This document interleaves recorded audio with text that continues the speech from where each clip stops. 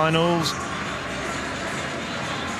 You can see there, that's Solange Chakel. She's in the high jump later. And there's some of the team officials from the Germans. This is the Romanian trio of Yulia Levchenko, Irina Herashenko, and I'm sure in there we see her, Yaroslava Maruchik. There's Maruchik's coach, who seems to accompany her everywhere, Tatiana Stepanova. That's Hans Agre, who I mentioned. There's Mirela Demireva, two-time silver medalist in these championships. And there's the 800-meter men. Yeah, that's Andreas Kramer, who is the defending silver medalist here. This is some of the Dutch quartet warming up. Perhaps in December, there, Great Britain and Northern Ireland. Phil said it's very curious. We have this whole multi-sport element as well, and some athletes not even opening their competition till today. It's Pierre Schuster. I could barely believe she's still only 21. New national record holder for Poland.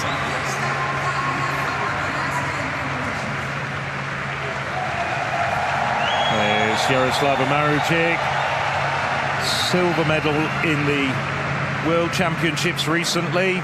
2 silver medals, in fact, to her name.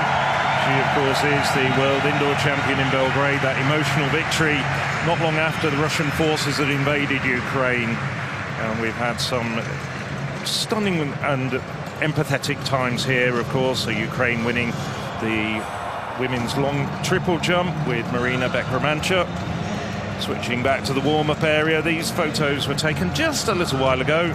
Some of the 800-meter men just going through their paces. That's Benjamin Robert. And we saw earlier Elena Valor, bronze medalist in Eugene last month, and perhaps one of the medal contenders here. Mariano Garcia, very impressive semi-final winner. Another shot of Andreas Kramer, who likes to lead from the front. Silver medalist 4 years ago in Berlin.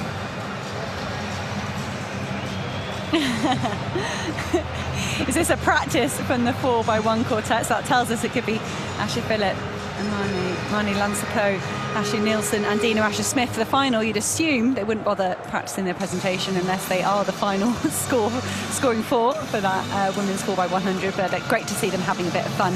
I think the introductions were probably a new thing for athletes a few years ago, and everyone felt a little bit awkward, but I feel like everyone's warmed up into it really nicely, and I definitely enjoyed the element. So did they come too late for your time at all? No, I got to wave on the line a couple of times. That's about it. I think it would have stressed me out trying to think of something entertaining to do through those presentation gates, but I do now think I've really warmed up into it, and I think the athletes seem to enjoy it. Well, the presentation's just about to commence for the 13 women in the women's high jump final. Well, the qualifiers were held in rather damp conditions a couple of days ago. You only needed 187 to get through. But this could actually be a very high quality competition. The conditions perfect for excellent high jumping. It's warm, it's dry, and just looking around, there is a very, very slight breeze, but I don't think that's going to affect the high jumpers. So first out, it's Solange Chakel, French champion. Her father, Jean-Claude, the World Indoor Championship silver medalist and still co-holder of the French record. It's the Greek, Tatiana Gusin, Greek champion, 7 times in fact. Didn't qualify 4 years ago for the final, but has made it on this occasion. 197 Morgan Lake's best, former British record holder, was 4th in the recent Commonwealth Games. He's had a bit of an erratic season. He's unfortunate to catch COVID and be disqualified from competing in Eugene. Here's the European Under-18 champion, 3rd in the World Under-20 champions recently, Angelina Topic. I'm sure her father, the former European champion Dragutin Topic, is somewhere in the audience. This is Marika Vukovic, the Montenegrin record holder, now 30 years of age, and just coincidentally the tallest woman in this field at 1.94 m. Here's the World under-20 silver medalist. Weitmann also won the European under-20 title last year in Estonia. Really, in every sense, a rising talent. This is Leah Apostolovsky. European under-23 bronze last year. There's the 191, perhaps one of the outsiders for the medals. Here's the first of the Ukrainian trio, Yulia Levchenko. World silver medal in 2017. She's been struggling a little bit with her form.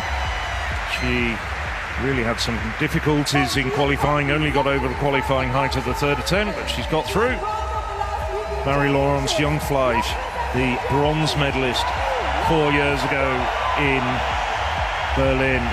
And really, young Fleisch could well be in contention for a medal again.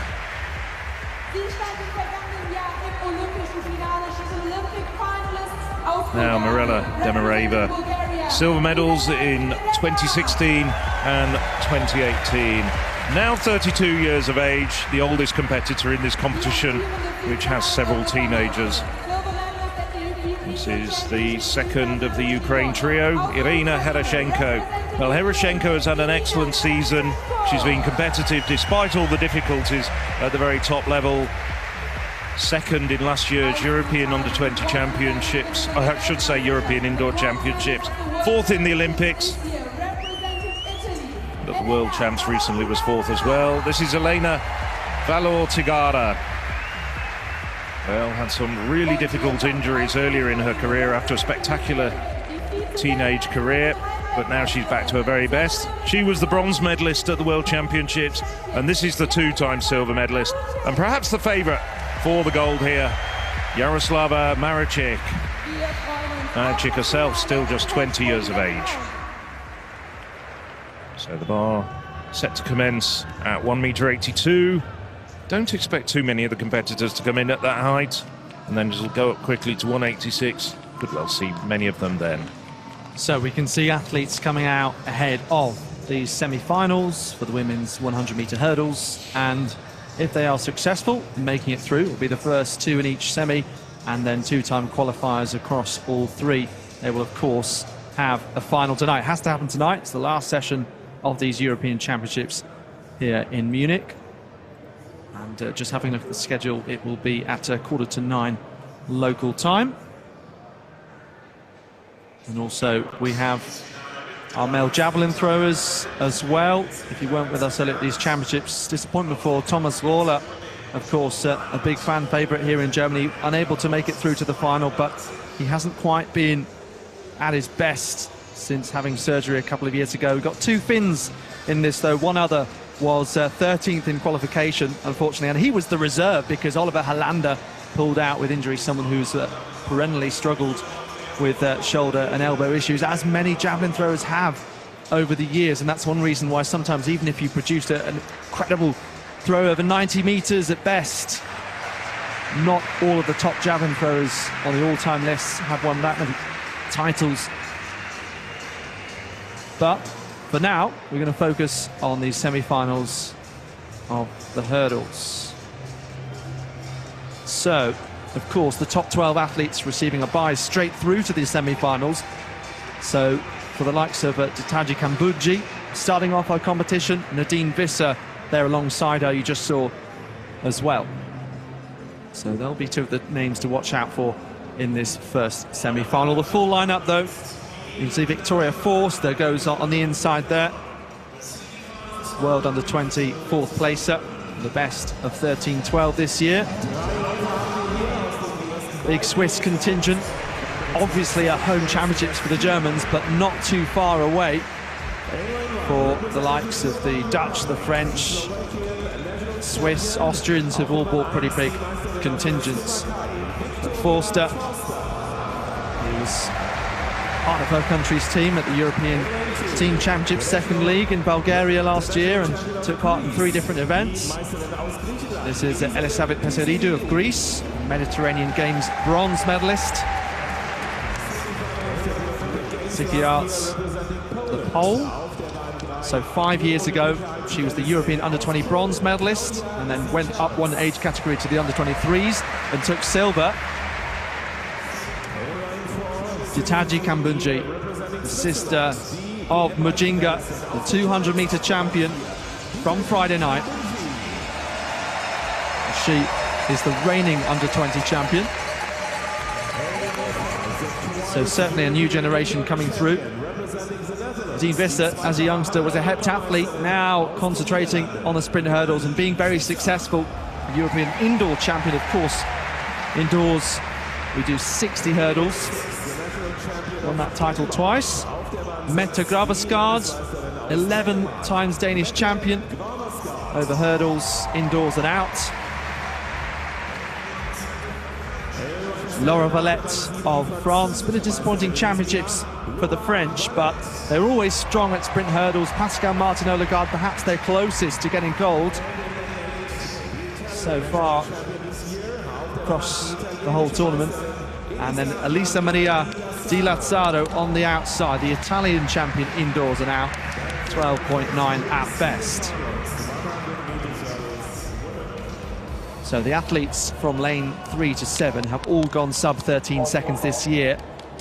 13:40 was enough to make it through to these semi-finals, but I think competition will be much, much tougher in this round.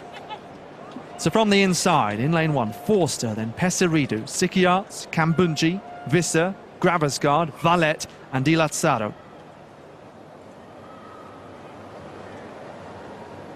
Set.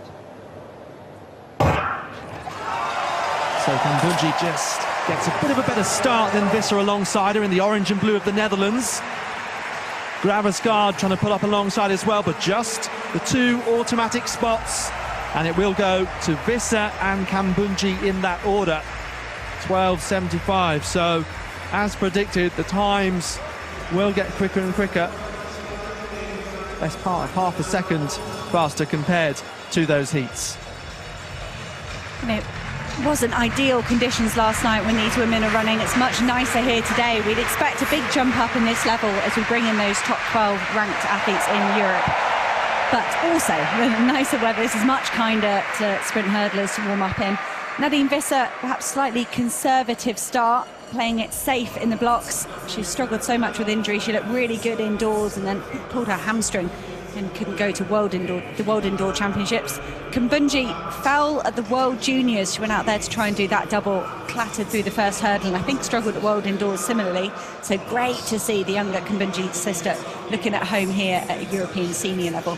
And Mette Gravesgaard just seems to deliver very consistently every time she races. She's going to have to wait and see if her time will be fast enough. See, Gravesgaard actually got a better start than Visser, the way I see it. And at this point, Nadine Visser just started powering through the field, overtaking Ditaji Kambunji.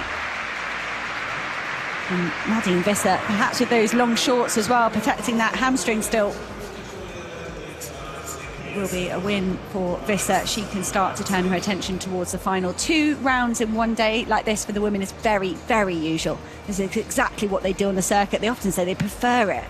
Just going out and trying to bring your very best in one race is a foreign concept to these women. So Nadine Visser, Ditaji Kambunji will be very comfortable with that. We'll have to wait and see whether Mette Gravesgaard of Denmark can advance. Yeah, certainly given herself a good opportunity with a good time, well inside 13 seconds. Of course, Denmark getting a medal in the women's 200 metres through Ida Karstoff, who ran that terrifically well. So I'm sure that given Gravesgaard a boost. I'm sure Denmark would have liked her in the 4x1 final, but that's also in tonight's session, so it can be very difficult, obviously, to be part of 3 races, but very much an improving sprinting nation, Denmark, on both the men's and women's side. Yeah, we were talking if this schedule could favour and could allow anybody to run the 100. I mean, Nadine Visser would be very useful to the Netherlands. Pierre Schuster, who's up in the next heat, she'd be very, very, very useful, as would Mette Gravesgaard. Women's 4x100 is absolutely last. but you know, the complexities of practicing that relay handover and all that. I don't know if you quite have the confidence that someone could mentally, you know, commit to 2 rounds of the 100-metre hurdles here and then still have some sort of oomph left for a 4x1. But maybe you could put them on the final leg, where it's not quite as complicated. You're only doing receiving the baton, not handing off as well. But that'd be interesting if we did see Nadine Wissel or Mette Gravesgaard. Switzerland not qualifying for the women's 4x100 final. They had some baton issues. They didn't have either Kumbunji's sister available for qualification. Interesting, just looking at the head-on shot. What clean hurdling most of the women hurdlers in that semi-final were. There wasn't much splintering of woodwork, not too many hurdles going down, hardly a hurdle even, just bang gently. You're listening to coverage of the European Athletics Championships. We created this audio stream to make sure that, no matter where you are, you can keep up with all the action from Munich. If you'd prefer to watch our live coverage or to check out the highlights, head to athletics.eurovisionsports.tv. We'll either give you access to our live stream or we'll link you to your local broadcaster. Wherever you live, athletics.eurovisionsports.tv will guarantee you some way of watching the coverage live. All the best moments, all the medals. Don't miss a second of Munich 2022 on All Athletics. Rapt attention. Very full stadium. The main stand here is absolutely packed. And elsewhere, rapt attention on this final day of the Munich 2022 European Athletics Championships. Lovely big crowd down there. I think that women's 4x100, that could be something that could finish with fireworks. It depends kind of the strike force that's available to them. We're not sure whether Gina Luckenkämpfer, their individual champion, is going to be able to make the start line, but they picked up a bronze medal at the World Champs. So that would be a real lovely ending here to the European Championships. But this crowd, it'll be cheering on Julian Weber as well in the men's javelin. But this is the second semi-final out on the track. There is Mette Gravesgaard of Poland, waiting to see if their 12.87 and 13 dead will be enough to make the final. Skrzydłowska there of Poland, one of the really fast improving young Poles. And Naomi Zabarin looked like she was poised to win her heat and then clattered into the, I think, either the penultimate or the final hurdle. Kozak of Hungary, hopefully not thinking about her false start at the Guli Esteban Memorial just a few days ago. The false start was a really high quality field there. Kozak obviously knew it was a great opportunity for her. And was so disappointed to pick up a disqualification and not get to race some of the World Championship medalists. But we have got a full lineup. Victoria Rausch of Luxembourg. She is the Luxembourg record holder. Qualified in the opening round yesterday, as did Great Britain and Northern Ireland's Jessica Hunter. She was second at the National Championships in 12.79, but that was super windy in Manchester in the UK. Her legal best just 13.12, but you feel like Jessica Hunter is setting herself up well for a fantastic performance. Sarah Lavin has had a brilliant couple of summers. She's a qualified physiotherapist that trains incredibly hard, made the World Indoor Final and was very close to the final in Oregon. The Irish were poised to make another major championship final here. Luka Kozak of Hungary will get lane 4. National record holder indoors and out. 12.7 from this season. High-class time ranks her in the top 8 in Europe. Pierre Schuster is in lane 5. Did that new national record for Poland of 12.51 in the Silesia Diamond League. And the likes of Jasmine Camacho-Quinn, Kendra Harrison, and Alicia Johnson was in that race as well. So Schuster navigated that field really well. Laetitia Baptiste of France goes in lane 6. She's done 12.8 this season. Under 13 seconds is a really good benchmark. Maika Chinalim is very close with a 13.02. Like Jessica Hunter in lane 2, she's gone underneath 13 seconds in windy conditions. Great to see these athletes get a valid sub-13 today. And Naomi Zabarin of Switzerland will complete the lineup out in lane 8. Her teammate Dataji Kumbunji just made the final, coming second place. And like I say, Naomi Zabarin, she got a slow start in her heat, then powered through the field, then clattered a hurdle. It was a really much kind of more eventful race than you'd want from a high hurdles. Top two automatically qualify. Gravesgaard and Sekers look on nervously to see if their times will stand and help them through to the final.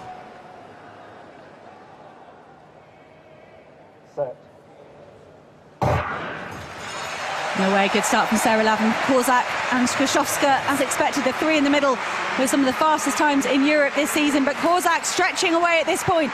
Skrzydowska, the faster athlete on paper, and there goes the Polish record holder in the final few metres. Pierre Schuster inches herself past Luka Korzak. 12.67. That was very swift from Luka Korzak to win that race. That's going to, if that time stands, that will lower her national record. And it's actually been given to Pierre Schuster in the end, 12.66. Luka Korzak, 12.69, new national record. Sarah Lavin, a personal best, 12.79, unseats Sekers, the Polish athlete, one of the non-automatic qualifying spots. Sarah Lavin at this point in the season, a personal best after a busy and accomplished indoor season. So super impressive. Sekers walks away.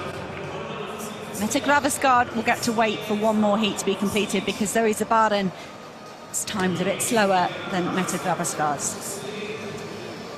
Yes, very impressive piece of hurdling there from the Pole Skrzydowska. And of course, she's really grown in stature over the course of the last 18 months. We first saw her at last year's European Team Championships, where she was just 20 years of age, won both the 100 and the 100 hurdles, and has just progressed really well since then. Good hurdling from Skrzydowska, but she was challenged all the way down the straight by Korzak, really only just edging in front off the last hurdle. Korzak reward with a national record. It'll be Poland and Hungary with guaranteed places in the final.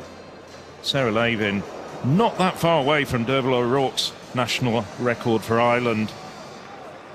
It's going to be quite a tough call for the runners in the third heat, especially those finishing third and fourth, to beat those times. But Skrzydowska, well, she's starting to look as though she's going to be a medal contender. We have a very strong third heat coming up, but you have to factor Skrzydowska into the reckoning. And a big hug there from Korzak. Well, Lucia Korzak came here hoping to get under her former national record. She's done that. Now she has to readjust her sights. She could also be very much in contention for the medals in the final if she can produce a semi-final like that. Well, those two, Sarah Lavin and Mette Gravesgaard, know each other extremely well. They race all over the world on the circuit, so I think they might be quite happy to be sitting there next to each other. Skrzydowska, let's have a look at her head-on shot here. I think it might have been a full set of clean hurdles for Pierre Skrzydowska.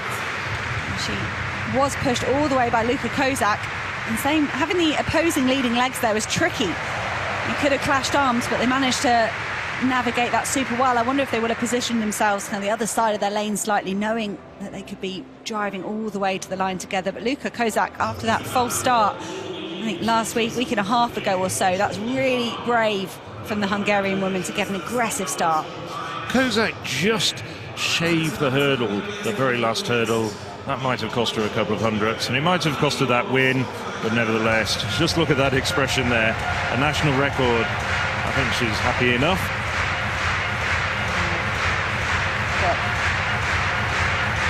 There's the men's 800-metre final. They've been called off the outdoor warm-up track into this indoor area. There is a whole 200-metre track here that some of the athletes have been using when it's particularly wet or particularly hot.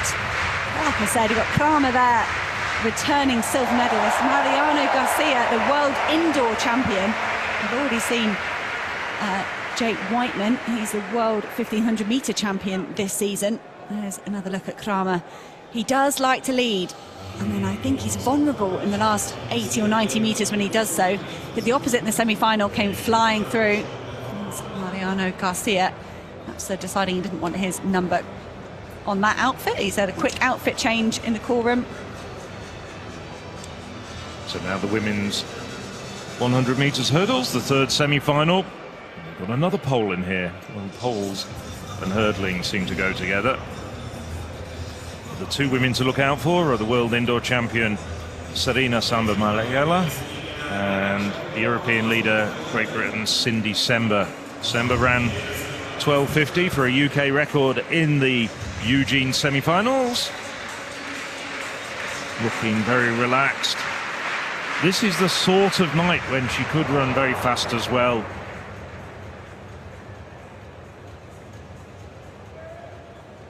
So that's final coming up in about 90 minutes time. There's Zoe Sedney, just 20 years of age. But it's Samba Mayela running in lane 4 and Cindy Simba in lane 5, who are the two women to look out for. There's Sailor Lavin. Is she biting her nails? Perhaps not. She's enjoying herself in the hot seat. You see a whole range of emotions with the women in there. So we have in lane 1, Gloria Weitmann. Weitmann, the third pole in this semi-final. Weitmann, 2021 European Under-23 bronze. Alongside her, the 10-time Portuguese champion, Olympia Barbosa. It was Alex who commented yesterday, what a great name, Olympia, to be in the Olympic Stadium. Rebecca Hirsch, well, didn't get out of the semi-finals at the last 2 European Championships, aiming to improve this time around. The 2019 World University Games silver medalist. World indoor champion over 60 meters, Serena Samba Mayela. Second in the European Under-23 Championships last year in Tallinn, and then made a big breakthrough in March. Cindy Simba, well, 28 years of age, seems to be around for ages, was 5th in the World Championships, 3rd in the Commonwealth Games in the last few weeks, 4th in the European Championships. And Zagreb, she was 4th in 2012 and 2014. This is her 5th outing in the European Championships. She's also 5th in 2016 and a 3-time Olympic semi-finalist. Former multi-eventer, heptathlete, now concentrating on the hurdles, the Spanish champion Zenia Benatch. And on the outside, the 20-year-old European Indoor Championships finalist last year, Zoe Sedney. The sister anchored the Netherlands to European Championship 4x100 meters gold in Amsterdam. I was there and I remember the raucous scenes that greeted that victory. So from the inside, it's Wojtnik of Poland, Barbosa of Portugal, Hirsch of Finland, Samba Mayela, France, Simba of Great Britain, Northern Ireland, Zagreb, Belgium, Benatch of Spain, and Sedney of Netherlands. Keep your eyes on Samba Mayela in lane 4 and Simba in 5.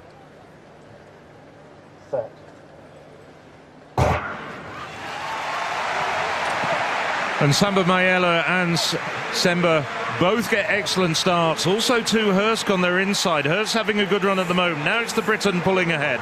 Simba comes through for a good win in the semi-finals. Fastest of the 3, 12:63. Hirsch, has she done enough to see herself through to the final? Samba Mayela gets the second automatic qualifying spot. Time of Simba's revised to 12:62. Big confidence boost for Cindy Simba, just 12 hundredths away from her British record. Samba Mayela, 12:85. Hirsch, not enough to see her through. So it's Gravestad and Lavin who get through as the 2 fastest non-automatic qualifiers. Yeah, so that's a 10th faster than was needed for the final 4 years ago in Berlin. So pretty quick from Gravestad from the opening semi-final, and then Lavin, who was in that second one. But Cindy Simba, you mentioned her previous bronze and silver medals. She'll be desperate to stand on the top step of a podium. Samba Mayela, France, haven't yet won a gold at these championships, and the last time they failed to stand on the top step was 1982. For a nation that's won 69 golds in total at these championships. Really close with these two. Rita Hurske, Finland, somewhat a 60-metre specialist, just fading a little bit towards the end of that race as we see Simba come through really strongly, someone who's on the podium at the European Indoors with her sister in Torun last year, Tiff Porter. Looking pretty strong here, and Hannah was saying that some of these sprint hurdlers, they'll like the fact that there are 2 rounds in one evening, so the chance to build momentum then going into the final where the medals will be settled. Once again, some very nice hurdling, great technique. Simba opting for a rather more upright style than some of the other qualifiers for the final, but it's very effective for the Briton. Of course, mentored by her sister in her early part of her career, Tiffany Porter. Also a fantastic success in a British vest.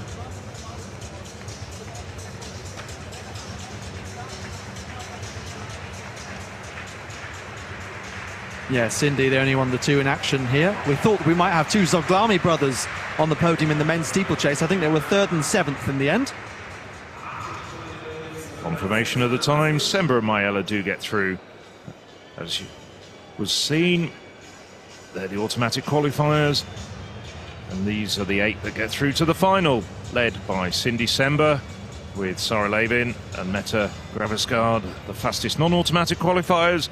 Also, Ditachi Kumbunje trying to add to the family's medal haul. And there's some of the people who are eliminated. This sort of went to form. Perhaps slight surprise that Lavin and Gravesgaard got through as fastest non-automatic qualifiers, but certainly the automatic qualifiers were all the top women. Thank you for checking out this live stream from European Athletics. I hope you're enjoying our coverage of these historic championships in Munich. Stay with us because we'll be here morning and evening, bringing you every minute of the athletics from the Olympiastadion. To keep up with all of the events happening in Munich as part of the European Championships, head over munich2022.com. Having a look at some of the male 10,000 metre runners warming up. It's Isaac Camelli of Belgium. He was a top finisher in Europe at the World Championships. About 9th or 10th place, just ahead of Jimmy Gressier. Johanna Berhan Klipper picked up a bronze in the 5K behind Jakob Ingebrigtsen and Mohamed Katia. Here's Jimmy Gressier, probably best known as a cross-country runner. So many medals at the European cross-country, and he's got track pedigree. He's got good times, but he hasn't yet got those medals at a senior level on the track. Jimmy Gressier has been looking forward to this event for a long time, I'm sure. Valatigara did decide to come in at 182, as did many of the women. Everyone a Yotto, the first time of asking, who attempted it. Vukovic and Mauchik decided to pass. Nicely done. Jumps a long way away from the bar, but has plenty of height, so no problems for the World Championships bronze medalist. Altigara wanders back. We're looking for a coach. Stefani Giardi. So Yaroslava Maričić. That high-stepping start to her run-up, slightly stutters. I'm sure a coach might have a few adjustments to make, but clean and well over. One thing that stands Maričić apart from the crowd is her sheer vertical lift, her sheer athleticism in terms of actually being able to take off. And she's actually got herself out of some technical issues by her sheer ability to go upwards.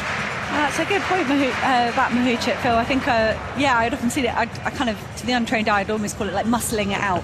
Muscling it out is an excellent way of putting it. But if she gives herself that vertical lift, she's got that time to wriggle over it in any what way. But Yaroslava Mahouchik finds a way to win so often. She has got stiff competition in this final, though. I'd love to see what her metrics would be like in the gym when you do all those gym tests of standing jumps, trying to touch a high point on the gym wall and things like that. I bet they're pretty good. I bet they're significantly better than some of the other jumpers. Here's a good friend, Irina Heroshenko, also a good friend of Marina Beck-Romanchuk. two of them often roomed together. Bet Romanchuk was in a safe part of Ukraine, and when Irina Heroshenko was in great difficulties with artillery fire nearby her, whom Bet Romanchuk said, just get what you can and just come over to this part of the Ukraine. So Heroshenko had a failure at the first attempt at 186.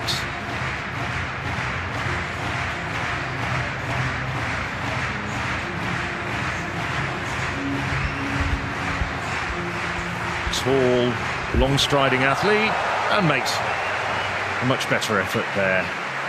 I always feel that Gerashenko is a clean scorecard away from a major championship medal. She's always so close, but there's often a lot of failures. It's the same on the Diamond League circuit as well for Gerashenko, and I love she always takes that stance just before she jumps. She's, I imagine, visualising exactly what she wants to do on her run-up and how she's going to attack that bar. She's compelling to watch, and I always think if she could just get those first-time clearances, but every athlete's got a different way of approaching. So now the young Brit Behrman leverages herself over that bar, very, very active above the bar. Gets over 186. Yeah, you make an interesting point about Heroshenko. She did get a silver medal behind Majuchik at the 2021 European Indoors last year in Tehran, but she was fourth both at Tokyo and Eugene. So Behrman, 186 as well. I wouldn't have expected too many women to have many difficulties at this height. Solange Chiquel. Well, this is a second attempt for Chiquel. Everybody else over, so there'll be 13 women in this competition if she gets over this, battling at 190. A few French people in there as well. And she makes it a full set of 13 women, as the bar will go up to 190.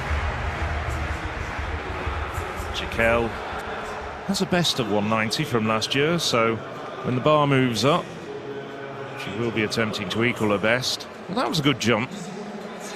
Did nudge the bar, but there was plenty of height there. It was so quick, Phil, opposed to perhaps the Ukrainian runners that come in and almost hang in the air.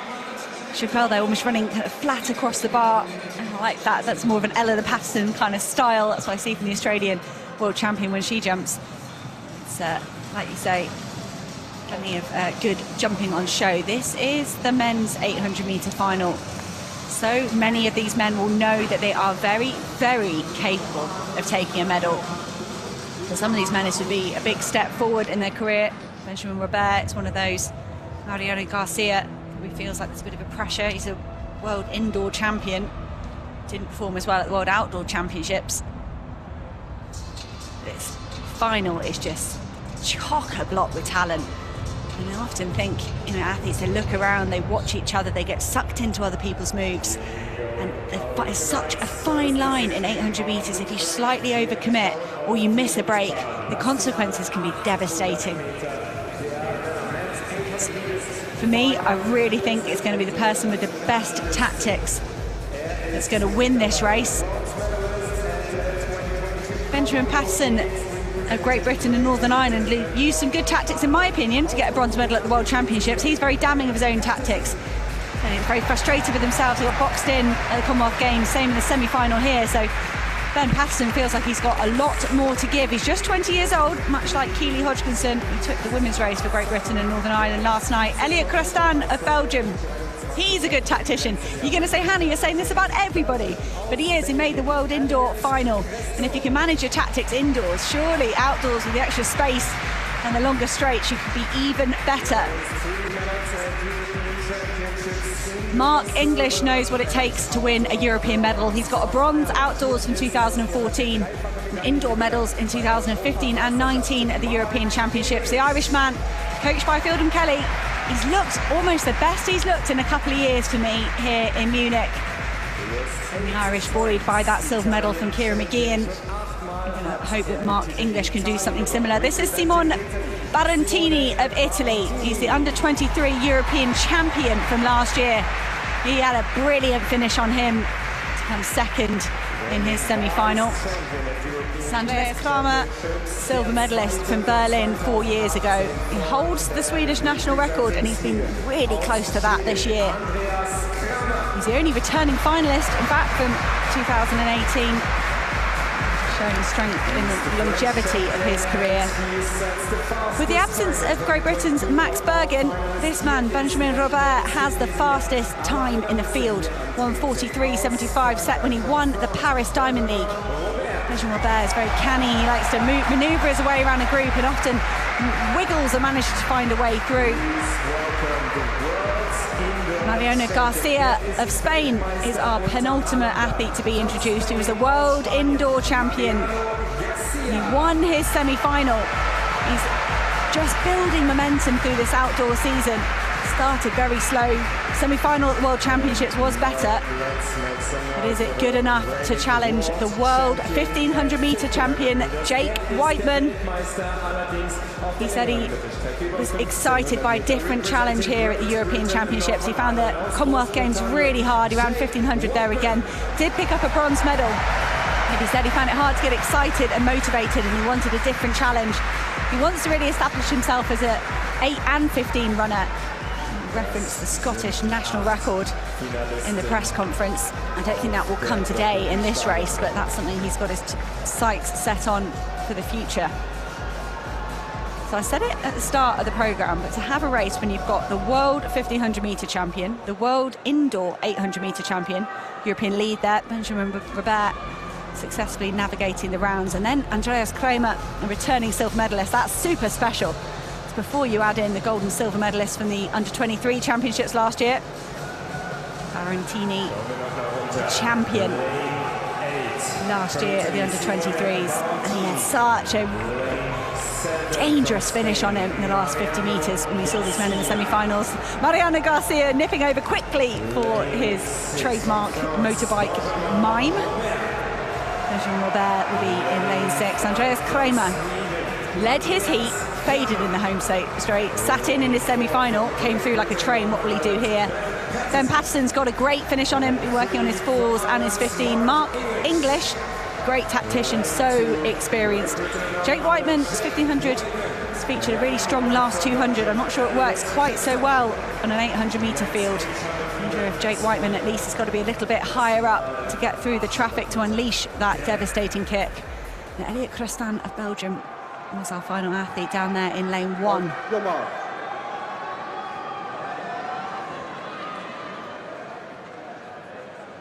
Please stand up. Ben Patterson just wobbling slightly on the start line. He's pointed to the crowd, perhaps indicating there's a bit of a noise there. But either way, I think the very fact that they were asked to stand up, it doesn't need to give any explanation. The officials not content that there was a opportune moment to fire that gun. Underway, fast time, first time.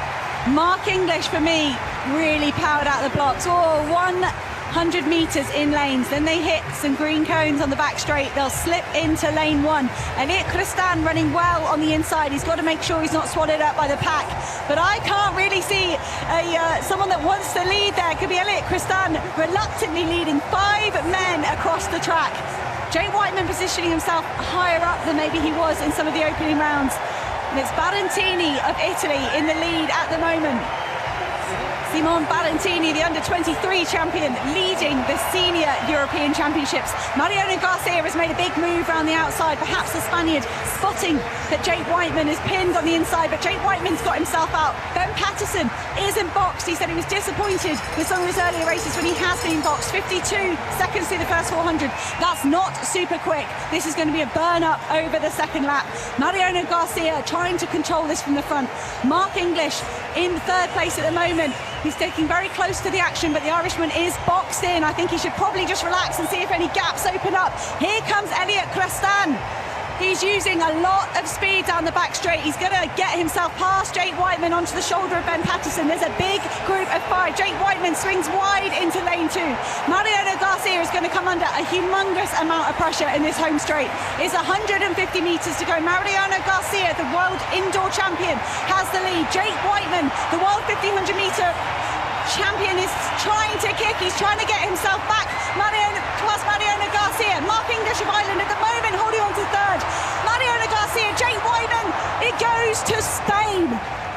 in the closing 10 metres, Mariano Garcia found something extra.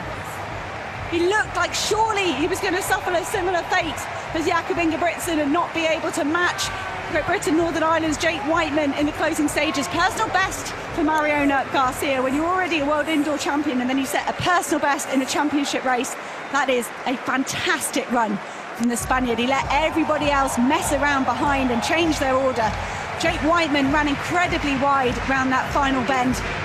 Mark English stuck to the inside like glue. He was not held back by the athletes in front of him. He ran the shortest line and rewarded with a brilliant bronze medal for Ireland. What a race. It was exciting, it was feisty, it was open. Everyone had a chance of a medal. And Garcia, well, it was similar to the World Championships, 1,500 metres, in that the athlete you thought that might just open up their stride and come through down the outside, Ingebrigtsen in that case, Weitmann tonight just didn't. Garcia held on magnificently, and it's a gold medal for Spain. And yes, you rightly mentioned English's bronze medal. Some inspiring performances from Ireland, from Olatunde Adeleke, the women's 4x4, then Ciara Mageean. You almost felt like the distance runners felt under pressure to match the sprinters, and they've certainly done that. Mariano Garcia, for me, that was a really smart move, the round about 450 metres to go. I don't know if he realised that Jake Weitmann, perhaps the biggest danger to him in this field, was boxed. Or he realised it's not that slow, it's not going to take me a massive effort to get into the lead. I might as well do it and then have that pole position. Elliot Christin put in a huge move down the back straight. It was unlikely that the Belgian athlete could have anything to respond again over the final 200 metres. And for me, Jake Weitmann, he is a brilliant tactician, but you look at the margin that he lost that gold medal, and surely he ran much further than that in the final 200 metres. Mariano Garcia just managed to get that inside lane, run the shortest route. Mark English as well, a similar tactical decision, I think would have brought that bronze medal to fruition for him. But what a brilliant race at men's 800 metres, brought all the drama we expected. Mariano Garcia, a champion.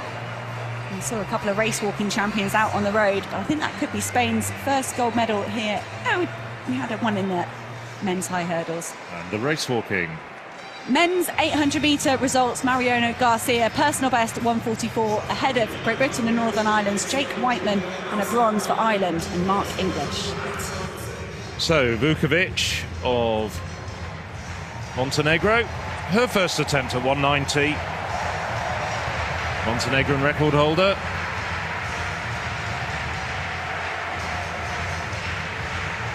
Very fast into the bar, gets over. So Vukovic, 2 heights, 2 clearances.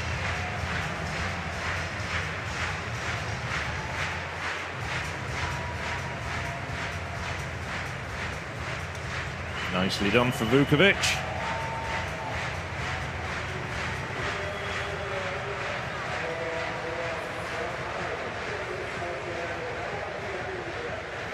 She's the first woman over, jumping first in the order. Now Irina Herashenko needed 2 attempts to get over 186.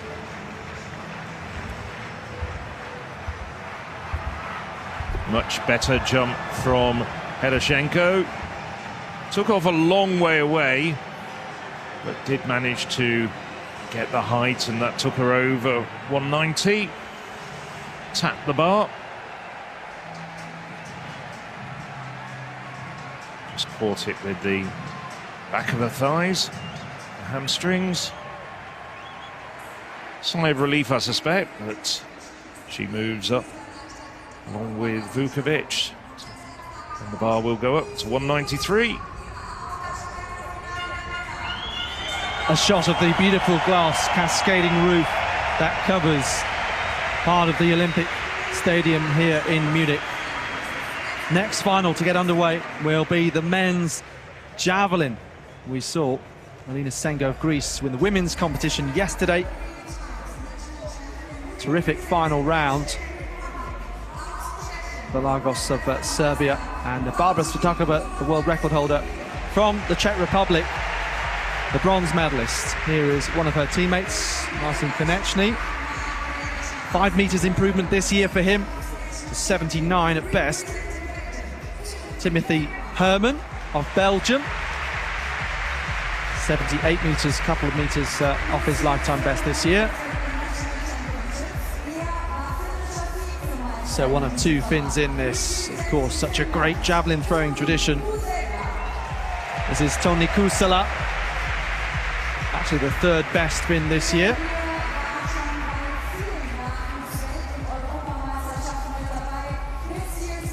Patrick's Galams improved by 2 metres this year to 83.65. So these athletes getting their moment in the introductions, just moments before the final gets underway. Roland Strobenders, lifetime best from 2017 at 85.07. He was 11th in Berlin 4 years ago, where the champion was Thomas Rohler, who I mentioned I'm sure would have loved to have competed here for a medal to try and defend that title, but not at his best after surgery a couple of years ago. This is Alexandru Novac from Romania, European under-23 silver medalist 3 years ago. Best of SE6 37.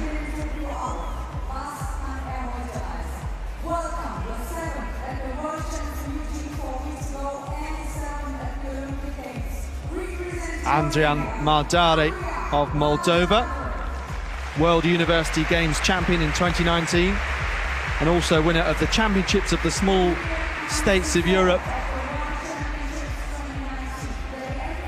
Lassi Etelätalo of Finland. He's been so consistent in making major finals, but has a best of 4th twice at the Europeans in 2014 in Zurich, and then the Worlds in Doha. So how he'd love to get on the podium. Frustrating for the Finns to see Oliver Helander get injured, because he looked like a real contender. What about this man though? Andreas Hoffmann, the silver medalist behind Rohler 4 years ago in Berlin, once again on home soil, a best of 92 metres and 6. That mark set in 2018, 7th best European all time. Julian Weber. Another great opportunity for him to get on a podium. The man who was 4th at the World Championships in Eugene and was in the medal placings for most of that competition, until ultimately pushed down by Neeraj Chopra, the Indian superstar.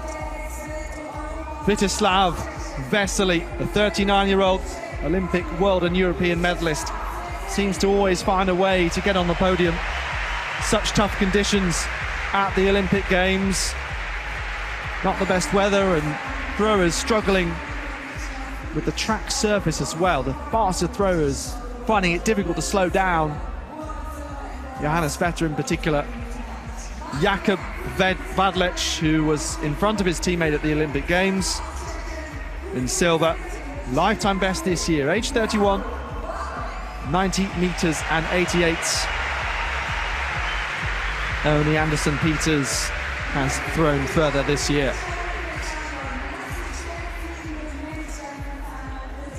I was just having a look at this start list, Alex, and we've got Steve Backley down beneath us. He's commentating for the British media, but when you look at his championship record, 89.72, you look at the weather, there's barely any wind, and you've got an athlete like Vadlich.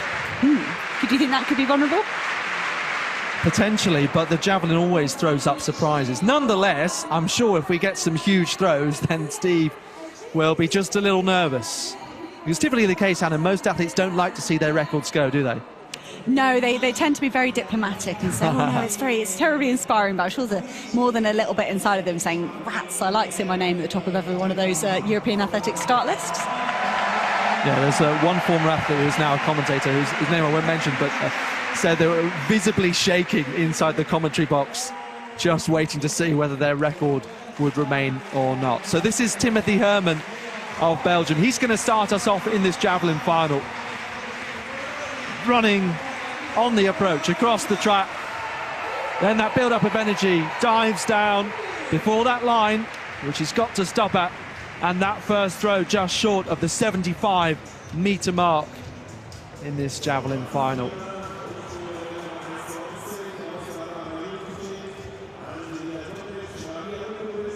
So a number of stories within this event. The misfortune of not seeing Thomas Voller, but great opportunities for the Germans who are in this one. And Roller was actually saying we have to get used to the fact that German javelin throwing isn't quite what it was 4 years ago when we had 3 men in the same competition at the Doha Diamond League over 90 meters. So 74.84 for Herman. Now Latalo of Finland. So 4th places and 6th places, keeping him somewhat a contender. Can he get higher up the standings? Well, on the evidence of round 1, he certainly can. Latalo, best of 84.98, coached by Leo Pusa. 81 meters and 84 centimeters, so a healthy start from the Finn. 6th in Eugene, 8th at the Olympic Games. Antti Ruskanen won this title in Zurich in 2014. It was one of the highlights of his career, someone who's recently retired, and Finland looking for someone to take over that mantle of he and the great Tero Pitkämäki. On to Jakob Vadlich. So the Olympic silver medalist, 3rd in Eugene. Oh, and that was so close. I think that was just over the line.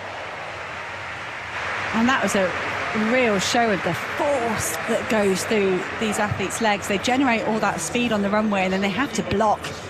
They have to stop and transfer that into the javelin, and it has come up as a foul. And I hope that right ankle's okay as well. Just there you can see, and his toe just nipping over, and the official would have been watching super close. But it's unusual. We don't often see fouls, especially from Jakob Vadlich. Yeah, well, sometimes you see athletes a bit conservative on the runway just in case they end up being off balance and need to take that extra step. It's available there. So indeed, that is an invalid attempt. X next to the name of Jakob Vadlich. Andreas Hoffmann now takes a deep breath. Very close to starting the 10,000 metre final, I think, but he'll be grateful to have a lion's share of the track for now. So holding that javelin high above his head. Powerful, tall Andreas Hoffmann here for Germany.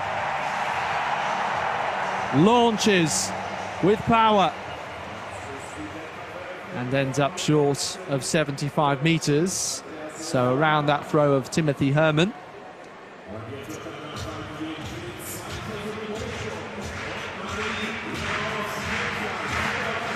There we go.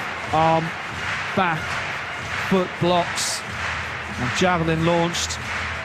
Got a look of resignation. It is just 9 centimeters off what Herman threw. 74-75 in this opening round. Well, of course, with Hoffmann and Weber in contention, very much in contention for medals here. There's a battle going on at the top of the medal table on this last day. Germany and Great Britain both have 5 golds apiece. Germany's on top by virtue of having 1 more silver medal. Now we've got other good chances for Great Britain and Northern Ireland in the relays, but with no Britain in the javelin final, could be that Germany could actually get a medal, maybe even 2 here, just to consolidate their position at the head of the medal table. Tonni Kusala, lifetime best of 85 meters and 3 from the 28-year-old from Vimpeli in Western Finland. Through 84 meters and 1 in Joensuu. So 78.89, a couple of meters off his teammate. Angelina Topic now. The 18-year-old Serbian. Nicely done. Slightly chopped her stride, but I've seen that before. It's just really get her hips in the right place to take off. Using a lot of that therapeutic strapping. Don't think there's any fundamental problems. Fly is clear. There's a Father Dragutin. I thought he'd be in shot at some point.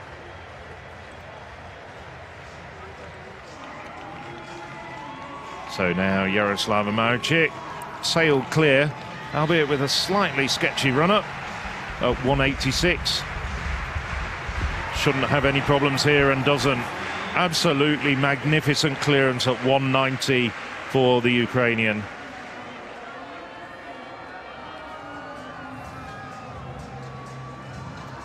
Just look at that height. Comes in at quite a sharp angle on a run-up. Having a quick chat with her coach, that's Tatiana Stepanova, who's worked with her since she was 13 years of age. Stepanova was originally a hurdles coach and said she really learnt the high jump and the technical necessities of it along with Maricic as she developed.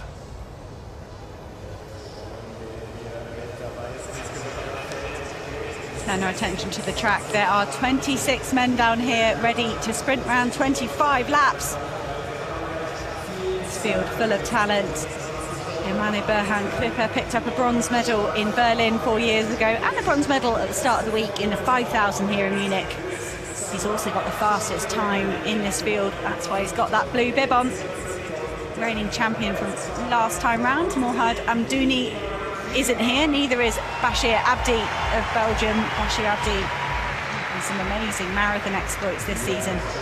Jimmy Gracier, best known, I think, for his cross-country exploits. He certainly is to me, but that 27:24 personal best and season's best is very handy. The Frenchman is tough. He will fight all the way to the end.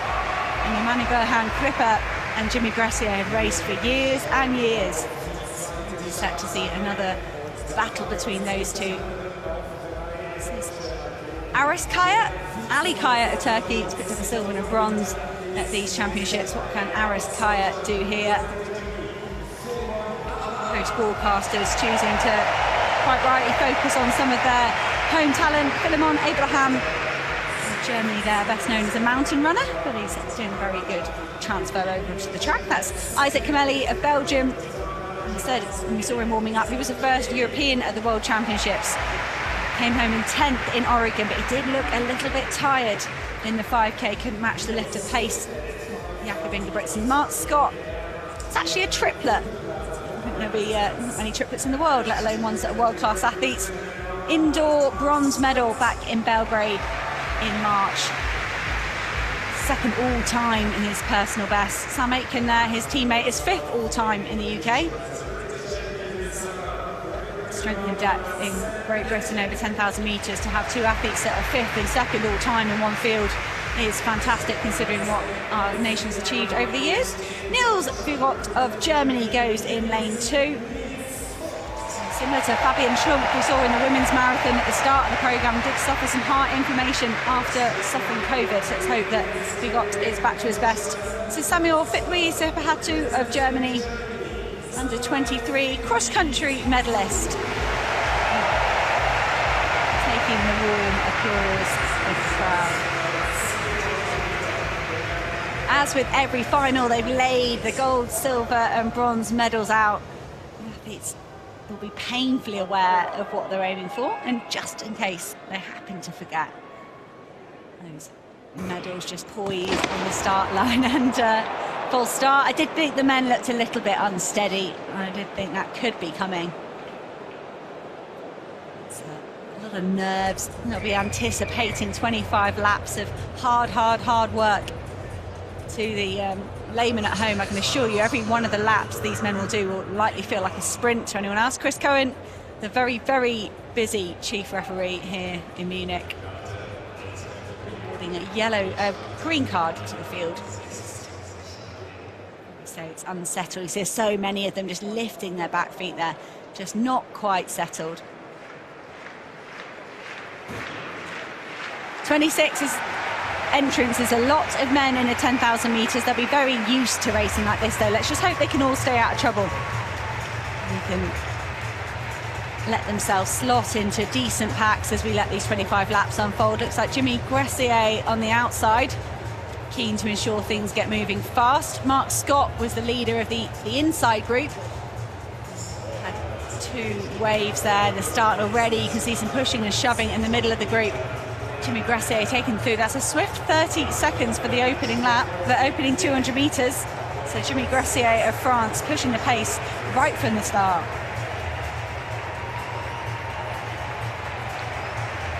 And I'm sure Grassier will be aware of the need for some success for France at these championships. I heard them talking outside the stadium of just how much they wish they could build towards Paris Olympics.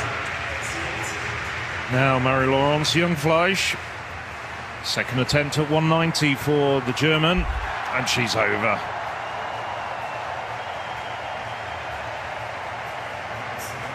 So that makes 5 women over at this height at the moment. Young-Fleisch having a few injury issues this year. That equals her season's best. A good jump from the German, who got a bronze 4 years ago in Berlin.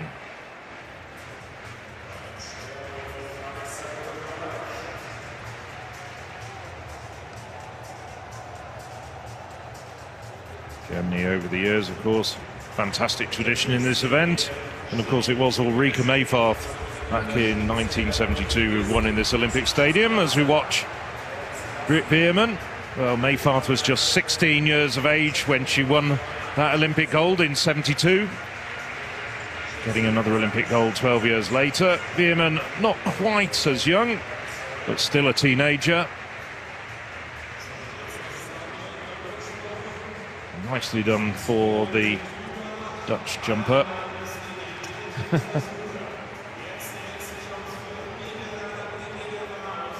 Coach blowing out his cheeks. Okay, Adrian Madani of Moldova, who've only had 1 medal ever at these championships and never in a field event. Lukyanov in the steeplechase in 2010.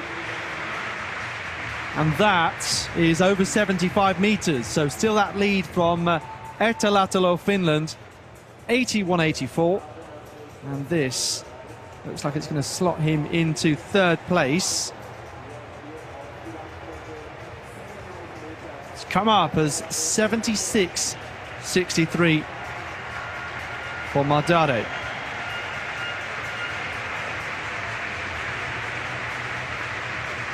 So the 2 Finns and then the Moldovan. Not everyone has thrown yet in this opening round still. Back to the men's 10,000 metres. Jimmy Grassier has been at the lead now for 3 laps. It took them through the first kilometre in 2 minutes and 40 seconds, which is pretty much off my pacing chart that I use for the championship 10,000 metre running. That is below 27-minute pace, could be as fast as 26.40, which could obliterate the championship record and get pretty close to a European record. But Jimmy Grassier, he's an aggressive athlete. He's so good over cross-country, and I think when you've got that strength over cross-country, you could perhaps back yourself that you're not going to fall apart in the latter stages of the 10,000 metres. Jimmy Grassier just full of strength, and I think perhaps just fancying his chances, if he can make this race as fast as possible, is going to bring in the highest possible position and maybe a decent time as well. It is fantastic conditions. There's some flags across from us in the commentary position, and they are not moving at all. Jimmy Grassier is whizzing round the infield.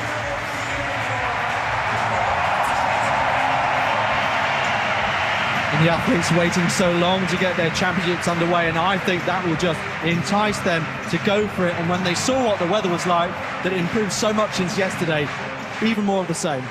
So Mirella Demireva, 3rd attempt at 190 for the 2-time silver medalist. Oh, just brings it down. Rueful look on the face of Demireva. No medal this time around for the Bulgarian.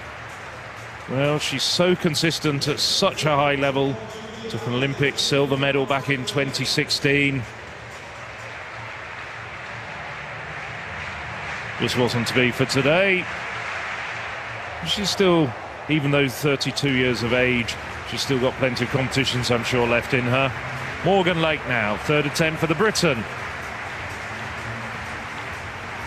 So we have 6 women over, make that 7. Not the best jump technically, but gets over on sheer athleticism. 197 jumper at best, the Briton.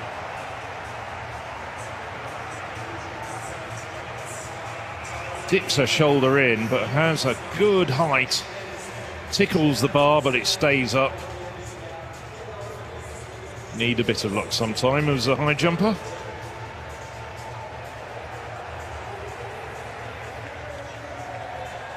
There's confirmation of the 7 names who've cleared 190 and who at the moment will go in and contest the high jump at 193.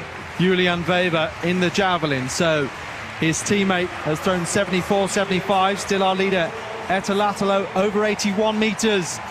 Weber launches now, right to the line. He stops. Let's have a look at this. Over 80 once again. We have a new leader, and the crowd absolutely love it. So Julian Weber, he started off the World Championships well, slipped down the order, agonizing to fourth place. 89.54 in Hengelo in the Netherlands earlier this year. That's his best ever throw. Still looking a little bit disappointed, but 83 meters and 5 centimeters. And that is a great opener. Not much change in the men's 10,000 metres. Jimmy Gressier of France still in the lead. Mark Scott of Great Britain and Northern Ireland in second. Aras Kaya of Turkey is in third. He's the only athlete not on the rail. They're starting to bunch ever so slightly behind Jimmy Gressier. He's slowed slightly, 2:40 through the first kilometre, 2:44 through the second. It's still super quick. So I don't think any of the men will bother overtaking Jimmy Gressier. I think he's doing a fantastic job at pacemaking this field. Sam Atkins just sitting in fourth place. He ran his brilliant 10,000 metre time, and he's meant to be pacemaking a race. The fastest in Europe all time and in Great Britain all time. He's in fourth place at the moment. Isaac Camelli just in fifth place on the shoulder of Sam Atkins. This is the second group, the chase pack if you like. Kawal, better known as a steeplechaser, ended up being handed the gold medal only after the disqualification of Mahidine Makisi for over-celebrating down the home straight.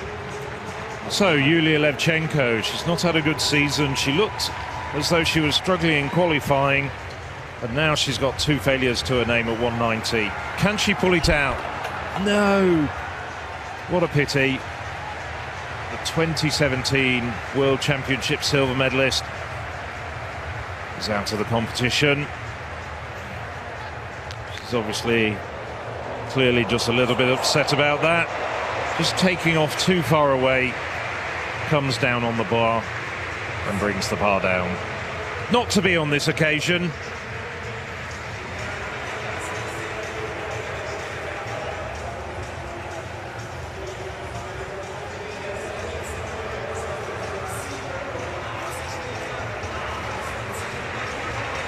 Discussion about what happened, but it's all too late. Now, Leah Apostolovsky, the young Slovenian. Not the quickest in, but good height. And she's over 190. Very, very close to her personal best. Apostolovsky did 192 as a teenager. Now 22 years of age, 191 this year. So the 7-time Slovenian champion, despite her young age, can attempt a personal best at the next height.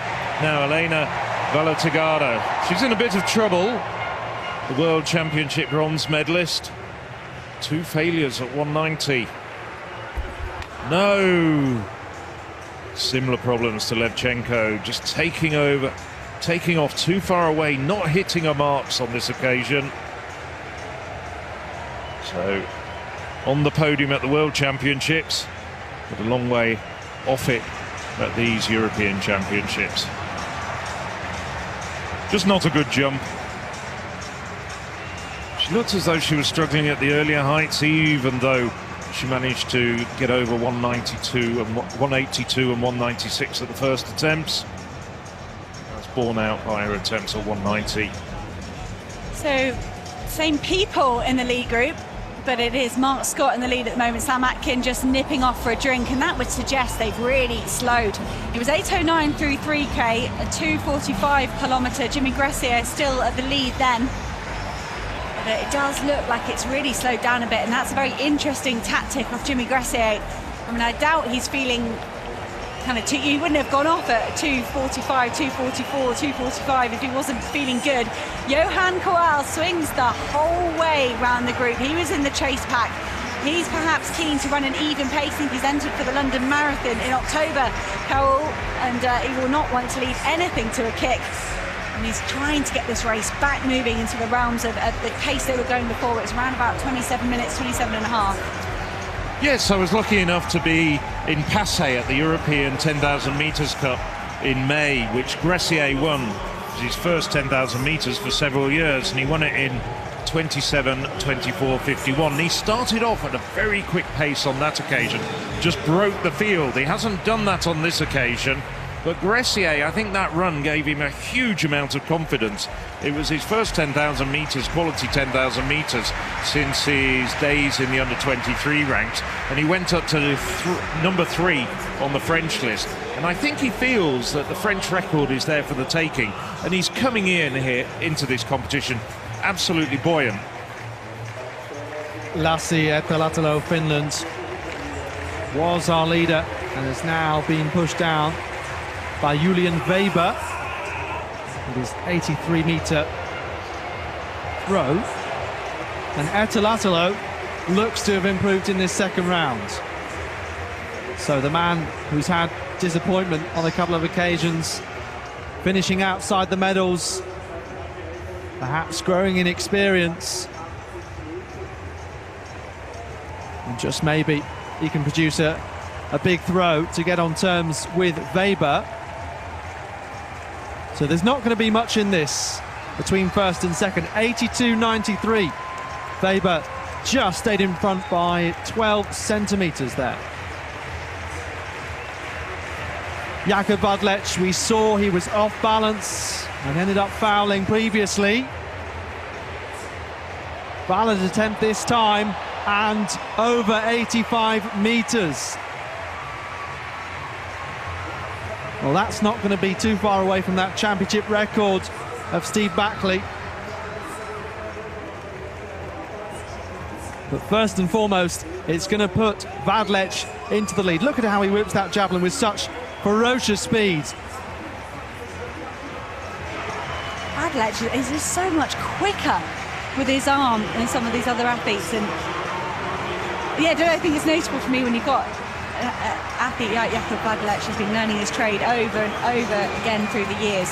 And you can see it, and that difference in the technique is just pretty aggressive. Right, so Johan Koal of France was leading for a couple of laps, and it was Jemena Berhan Crippa of Italy that pulled this group back into the lead. Jimmy Gressier back in 5th place at the moment. He led them through the first 3 kilometres in 8:09. Coming up on 5K now. That'll give us an indication of how much they've slowed. 2:50, so they did a 2:54, now they're back to 2:50 in their kilometres. That's the first time we've seen Emile Caresse of Great Britain and Northern Ireland a little bit higher up, but there's a massive pack here. Got a few athletes that have just drifted off the back of the pack, just 3. So that leaves us with 23 pretty much all in contention as they've come through halfway in a very respectable time. Kaya piling on the pressure at the front. Very respectable, accomplished athlete. He was 3rd at the recent European Cup, so would have raced a lot of these athletes at that event a few weeks ago. European cross-country medals.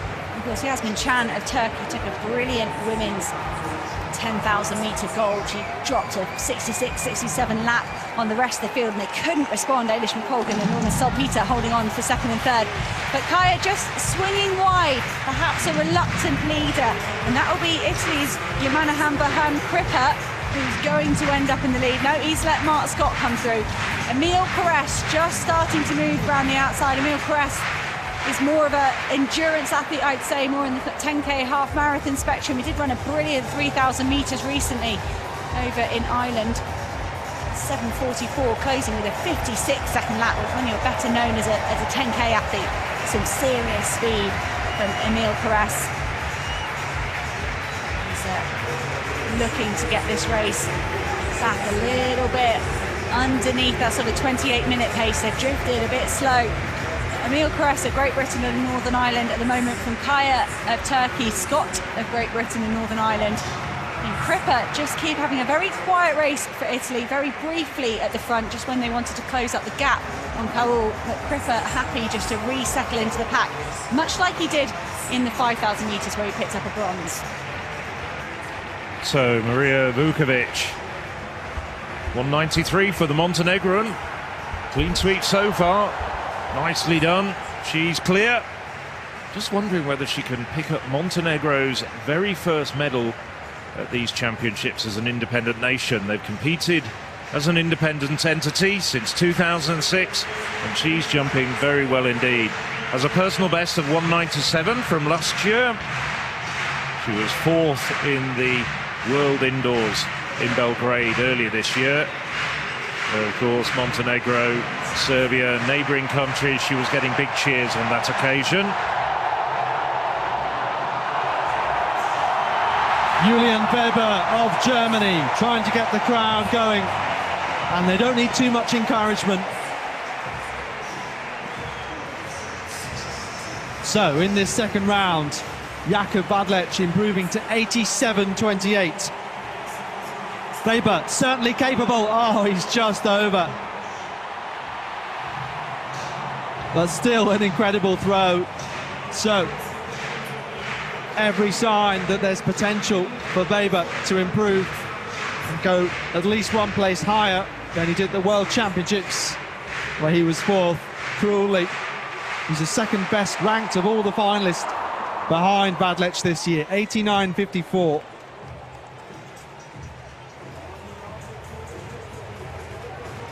Well, coach still knows what is possible in this final.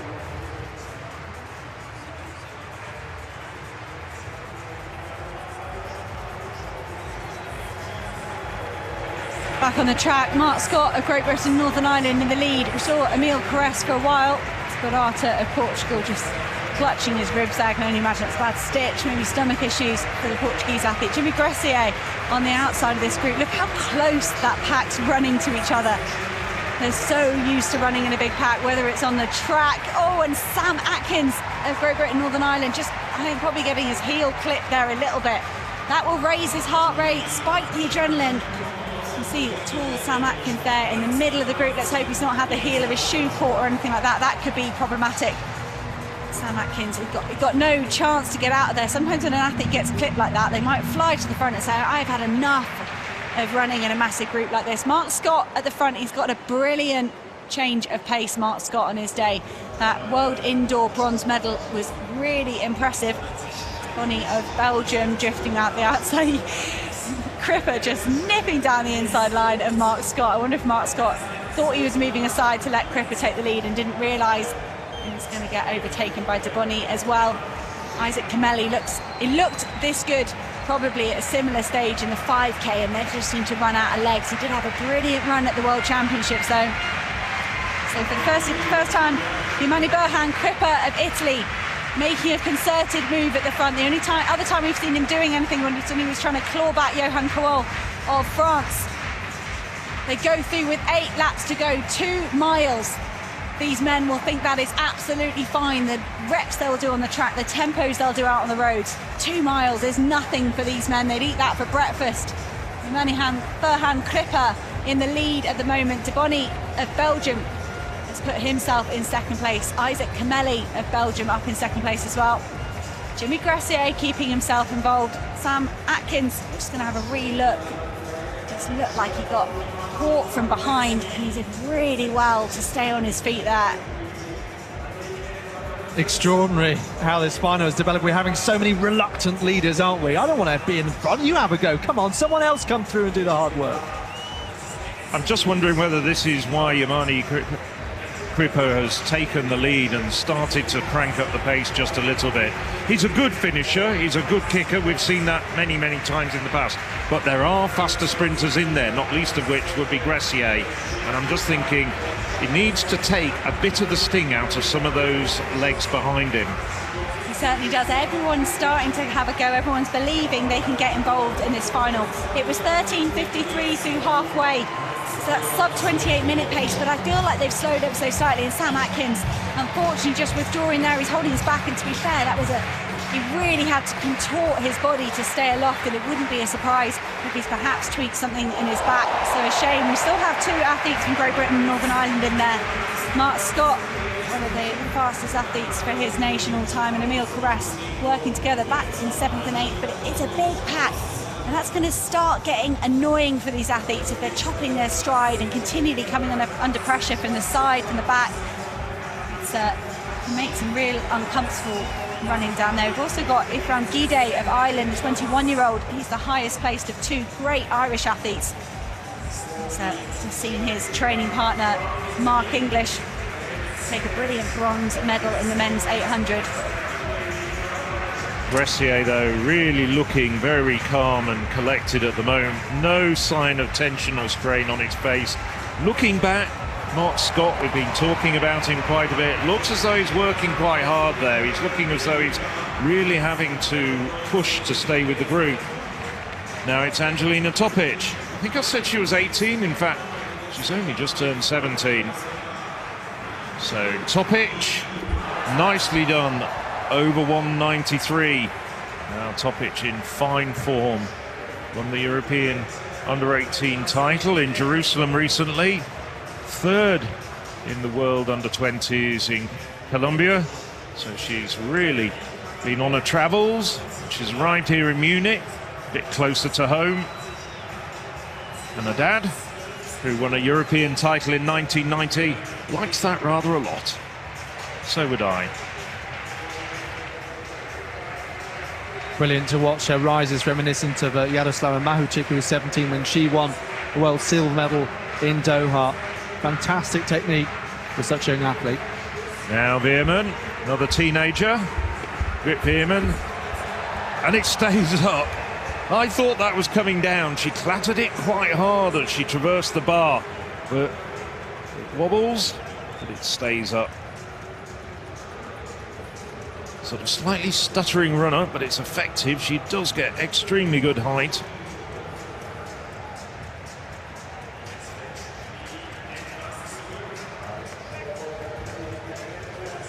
So she had a couple of attempts at both 186 and 190, but over 193 at the first time of asking. 3 women clear at this height now.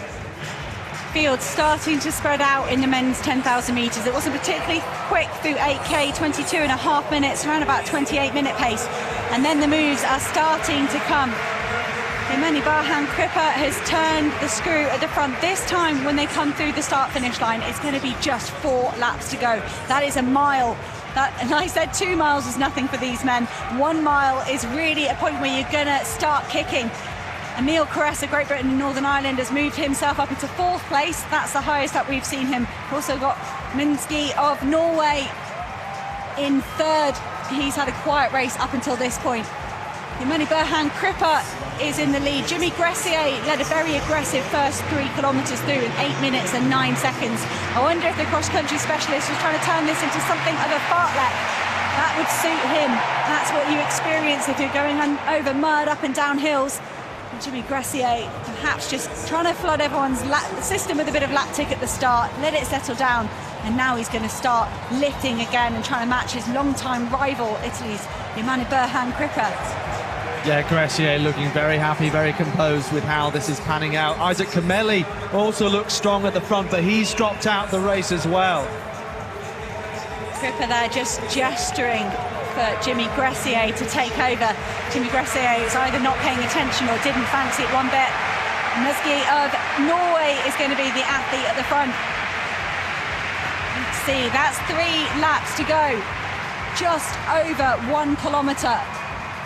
It's really going to start speeding up, and you can see all of a sudden we're down to a group of just 8 athletes. Isaac Camelli looked tired in the 5,000 metres. Perhaps just not quite recovered from his exploits in Oregon. It was interesting to see as he went round Gressier. He just touched him in the back just to let him know he was coming around. Interesting touch there. Scrub having not featured at all so far, has moved up as well, but now it looks as though it's Mezenge who's really started to pour it on. He's got a long run from home. So they've got a kilometre to go, and they're just coming up to see 2 laps to go as they come down the home straight. Mezenge really asking questions of the field. They've got 2 laps to go. He is the 4-time Norwegian champion. He has a half marathon time of 60 minutes and 7 seconds. That's really fast. Anything around about the hour for a half marathon is impressive. And Mezenge of Norway clearly feeling he doesn't want this down to a sprint finish. Jimmy Gressier leading the charge at the moment, trying to pull the other 5 athletes back to the Norwegian. Just another note there, 21-year-old Ephraim Gide of Ireland is having the run of his life, tucked in at the back of this group. A brilliant run as well from Pietro Riva of Italy. He was 5th at the European Cup, 5th here at the moment in the European Senior Championships. And we've also got Jan Schrub of France, 6th at the European Cross a few years ago. So there's a quality group of 5 athletes trying to reel back in Zenia Benatch of Norway. But this time they're going to hit the bell. Gressier and Kripper want to get themselves on this podium any higher than 2nd or 3rd. They've got to go now. Benatch of Norway has got 30 or 40 metres on the other athletes. They're going to have to unleash a massive last lap if they're going to catch the Norwegian. We saw Jakob Ingebrigtsen take a gold medal in the 1500, in the 5K. Could Benatch here make it 3 golds for Norway? He's looking over his shoulder. It's a nervous look for the Norwegian, but he doesn't need to be nervous. If anything, he's stretching his lead as he comes around with 250 to go. Jimmy Gressier, Herman, Kripper are working really hard to try and reel the Norwegian in. Here goes Kripper. He's gone fast, he's gone hard. He didn't want to take any of the other athletes with him. 200 metres to go. Kripper could be about to cause an upset in the closing few metres here. Could he convert his bronze in the 5,000 to gold here? But the Frenchmen are coming as well. Schlupp of France is moving the fastest at the moment. He's trying to take Jimmy Gressier with him. 100 metres to go. Norway first, Italy second. And here goes Berhan Kripper. He is going to take a gold. Kripper kicking hard. He looks left, he looks right. He's got nobody for company. It's going to be a win for Italy. A brilliant second. Zenia Benatch of Norway. That was a tactical masterpiece from him. But Berhan Kripper, his last 250 metres was so quick. I thought it was impossible he could make up the advantage built up by the Norwegian coming into the bell. Berhan Kripper, we've seen him do this in cross country, we've seen him do it in age groups, but he's done it now as a senior. And a big run from Jan Schrub of France. Looked like he was going to pull Jimmy Gressier back into the picture, but in the end, he was the #1 Frenchman. Gressier happened to settle for 4th. Well, extraordinary, because when Kripper started that kick, he just looked behind him. I thought, what's he doing that for? Focus on front. He was analysing the situation and then unleashed a masterclass over the last 200 to overtake Benatch, who done so well to lift the pace, 66 and 62 seconds. Coming through with 2 laps to go, and you just thought the Norwegian had enough.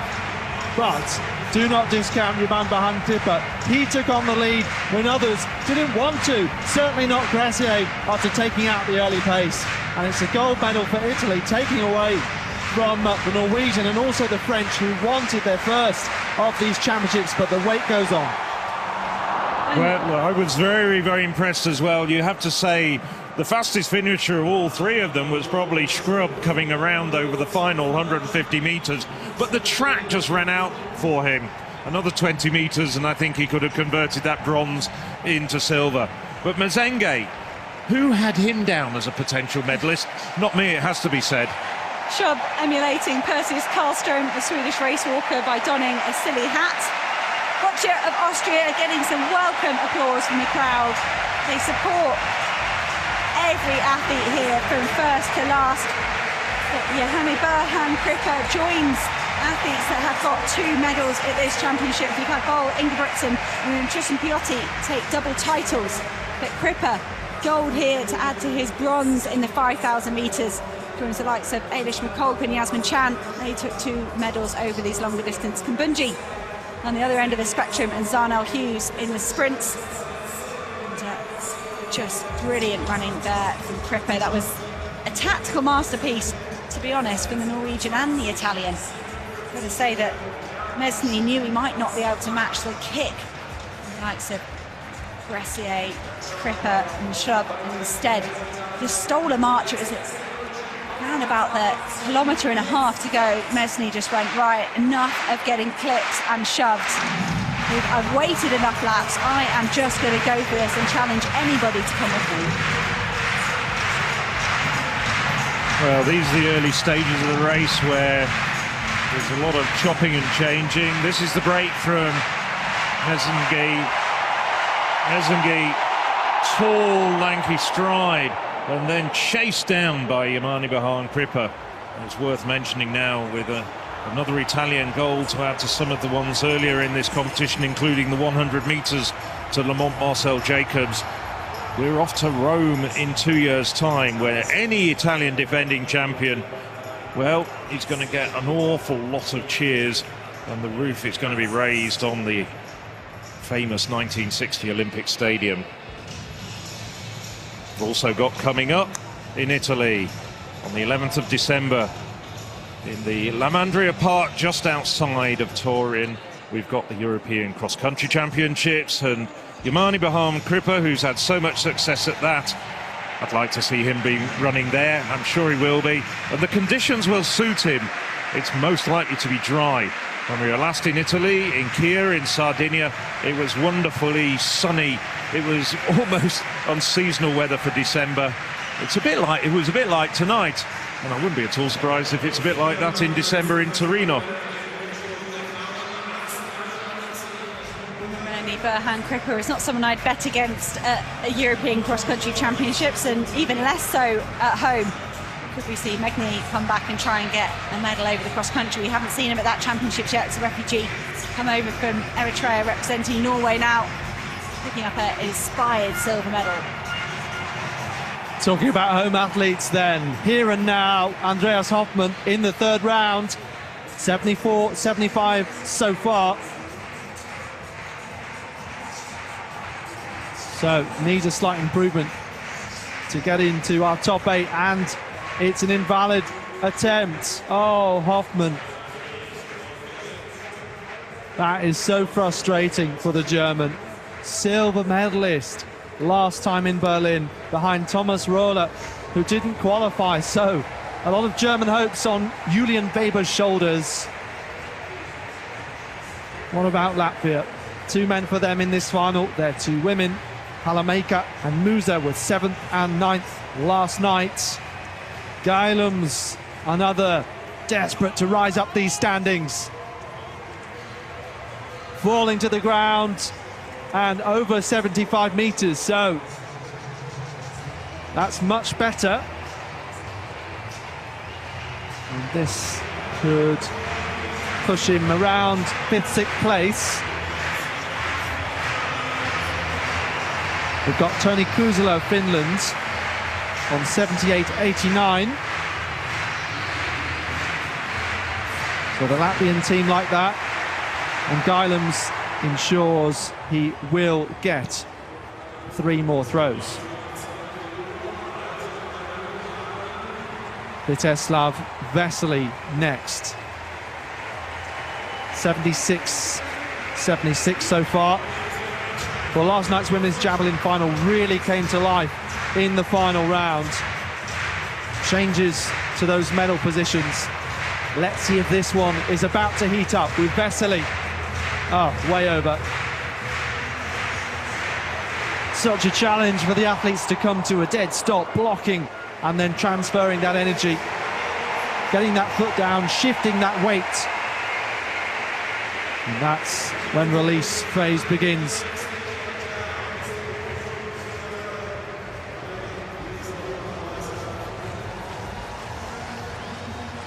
So man behind Krippe.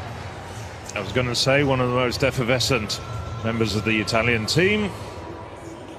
Confirmed results for the men's 10,000 metres. Yamani Bahan Krippe with an inspired gold medal. 2nd place for Norway. a third for France. So Norway picking up great medals, all the way from Carsten Warholm and Jakob Ingebrigtsen, but it was Sarai Mesny, a new name for us to watch, picking up that silver medal. And Jan Schlubb of France with the bronze. Morgan Lake, her last attempt at 1m93 for the Briton. Fourth in the Commonwealth Games. No, she's going to have to settle for seventh here on a European stage. Not a good jump, the height wasn't really there. Has jumped 197 in the past. Struggled at times this year, mixture of illness, injury. Had the bizarre situation of testing positive on the morning of the World Championship qualifiers for COVID, despite the fact that she was asymptomatic. Now, Marie-Laurence Young-Fleisch. Third attempt for the German. This would be a season's best for her. No, like Lake, didn't really have the height there. We do have three women over, and Jaroslava Mahučić passing up to the next height of 1m95. So this contest still very much alive.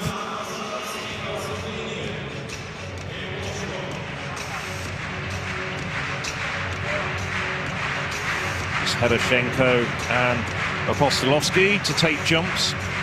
They've got third attempts at 1m93 as well. We've lost Young, Fleisch and Lake at this moment. Now Herashenko living a little bit dangerously.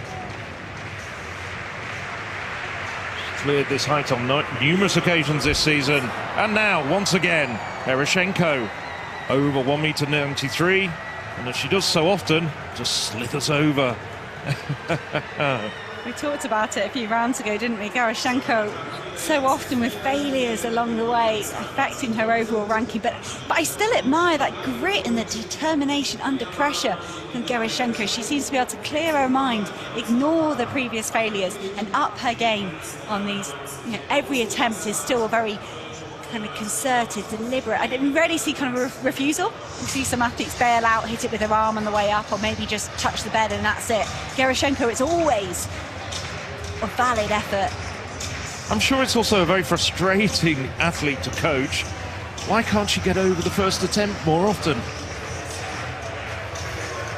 Vasily of the Czech Republic just managing to stay in this final. Now in this fourth round. So the man with the experience, similar to what we said about Spatakova, who got a medal last night. And Vasily improving. So Vadlich, Weber and Etalatalo currently occupying those medal positions, and Vasily a little off that, but has improved. And see, that is the 80-metre white line that he's close to. Olympic, world and European medalist. London 2012 bronze. Repeated that feat in Tokyo in such tough conditions. 80-21 for Vítězslav Veselý. He's up into fourth place now. So the women's 100 metres final. The 8 women from 8 different nations being led out by Ireland's Sarah Lavin. There's Cindy Simba, must be one of the favourites for gold. European leader with 12.50. Fastest woman in the semi-finals with 12.62. Behind her, Visser of the Netherlands.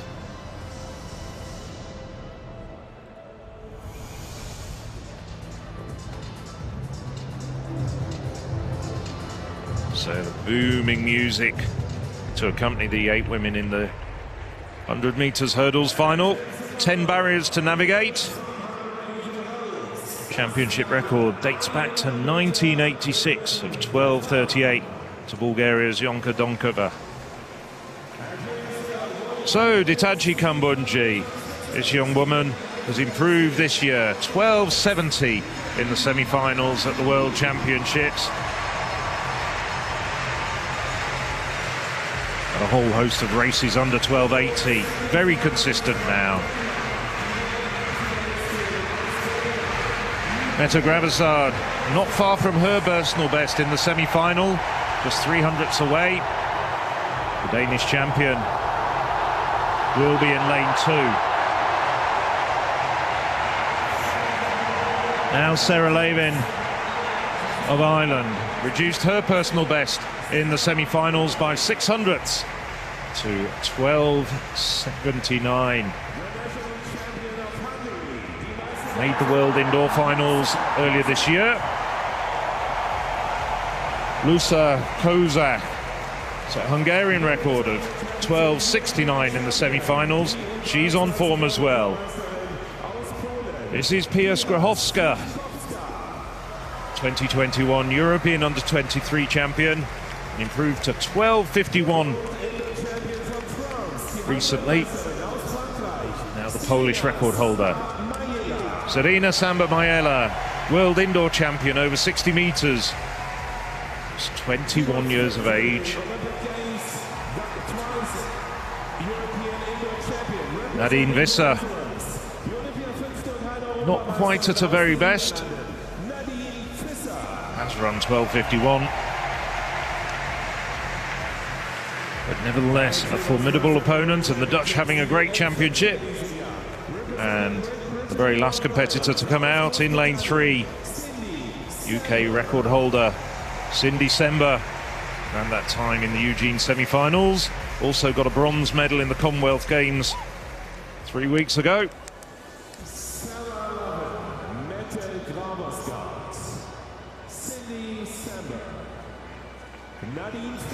See as the cameraman scans across them. It's the 8 women. Well, Ditaji Kumbunji's sister, Mujinga, already has 2 medals to her name. Wonder if she can add to the family fortunes. Here's the woman in lane 3. It's very much the favourite, Cindy Sember. So from the inside, Lavin of Ireland, Gravesard of Denmark, Sember of Great Britain, Northern Ireland, Visser of the Netherlands, Kozak of Hungary, Skrahowska of Poland, Samba-Majela of France, and on the outside, Kumbunji of Switzerland.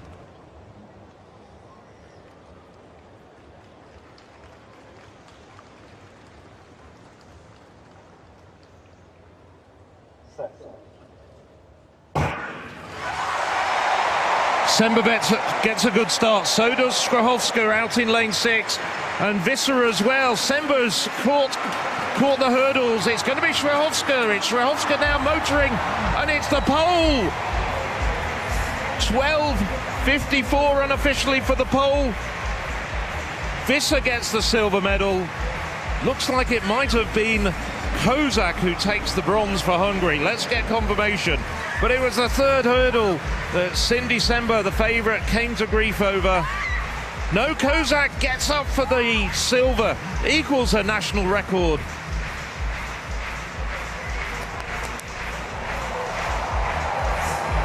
And Visser, well, I thought it was Visser in the medals, but right on the outside, completely unheralded, Kumbunji comes through. Visser, 100th outside the medals. Completely out of shot, Kumbunji. No doubting at all, the winner pulling away over the final 7 barriers. Skrahowska. Once Sember had started to struggle, it was Skrahowska who then had the lead and gradually exerted her authority over the barriers. She can barely believe it. So Skrahowska, at just the age of 21 years old, takes the European Athletics senior title with a textbook performance. It was a good start from Kozak and Skrahowska, like we saw in their heat, but Skrahowska separating herself by the time we got to the 2nd or 3rd barrier and charges away. Cindy Sember hit hurdle 2 and hurdle 3 very hard. Luka Kozak equaling the new national record she ran in the semi-final. She must have thought that was deja vu. Her and Skrahowska working really well in the semi-final together. And you see Cindy Sember just getting herself back over the barriers And she did complete the race, a brave run from an athlete that was really struggling. Nadine Visser at the moment was still in the bronze medal position, but Dataji Kumbunji, like her older sister Majunga Kumbunji at the World Indoors, lane 8 proved fruitful for the Kumbunji family. 12:74 the time given to Dataji Kumbunji. And it's just 100th, I think that's what's come up on my computer, just 100th ahead of Nadine Visser as she returns from injury. Pierre Schuster is in the end a runaway victor. And you know what as well? The youngest ever gold medalist in this event. I'm just checking the stats while you were looking at the replay and giving an analysis of what went on. So Pierre Schuster, 21 years of age. Taji Kumbunji, also a relative youngster in that group as well. Kozak doing extremely well.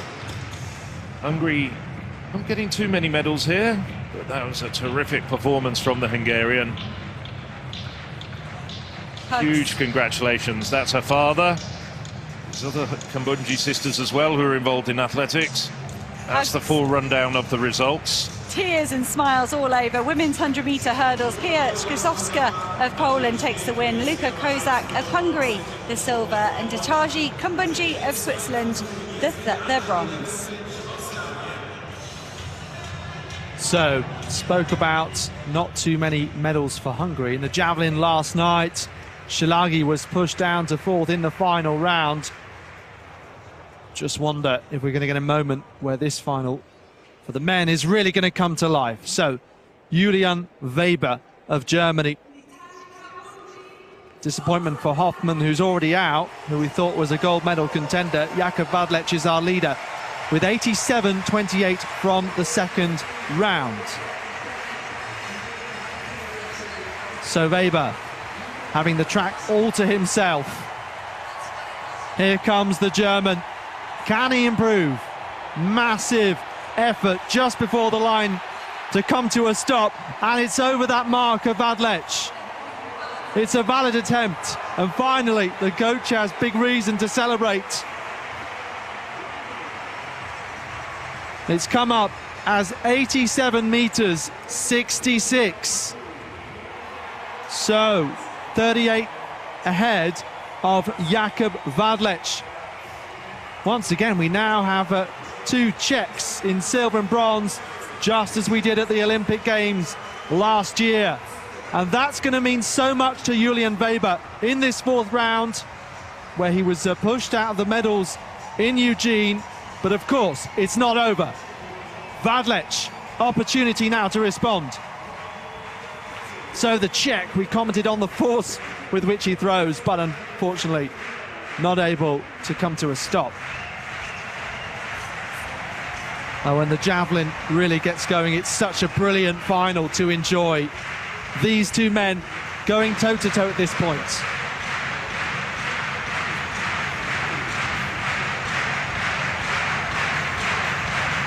Five women in this competition.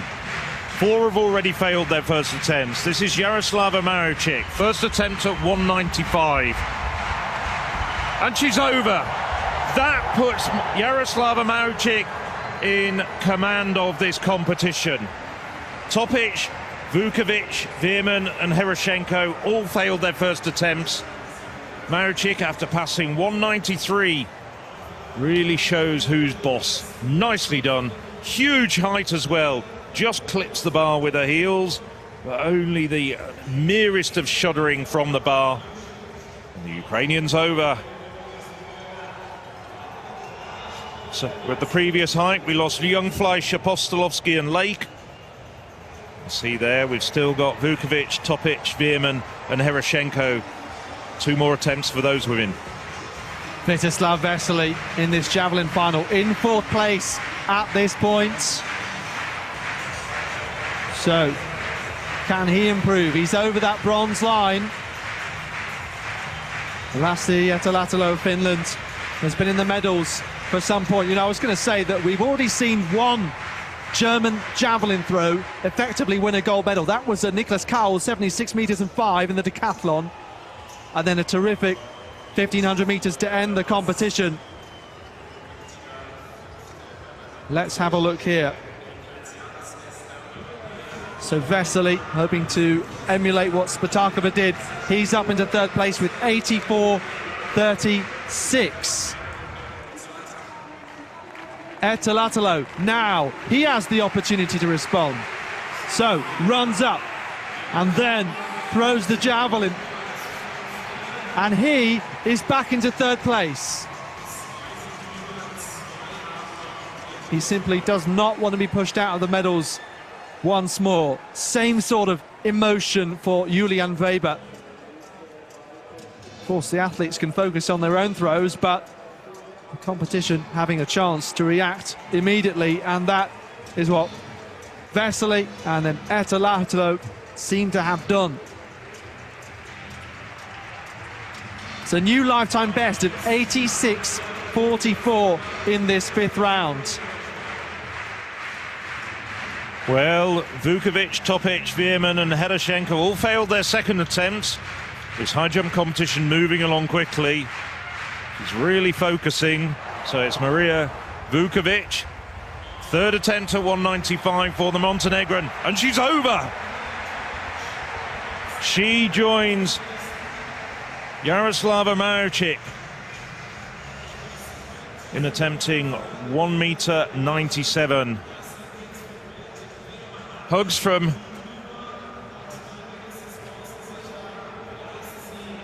fellow competitors. Just look at the face there. Former world under-20 champion 12 years ago in 2010. Now, once again, after so many near misses and a lot of injuries in her early 20s, in contention for a medal here. So, last attempt for Herashenko. She's out of the medals at the moment with those earlier failures. Oh, once again, those failures at earlier heights cost her dearly. So she's lying down in fifth place. Won't go any higher. No, just takes off too far away. Brings the bar down with the arch on her back.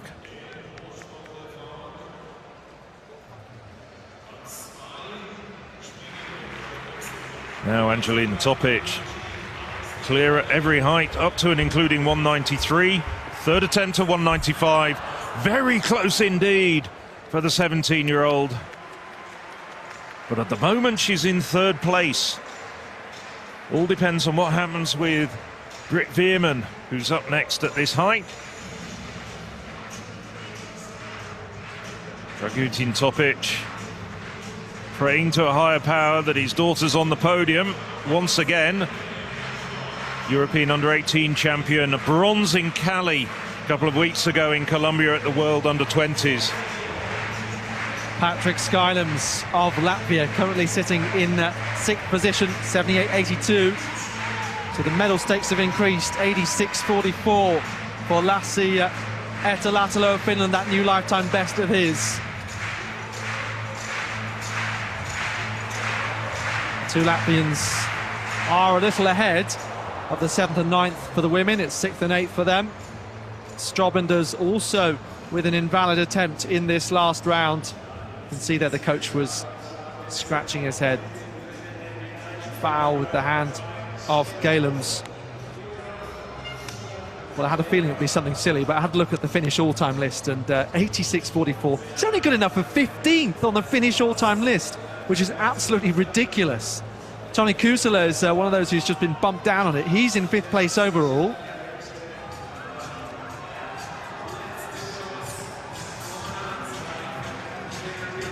Oliver Hollander is their best this year, 89.83, pulling out shortly before the competition with injury.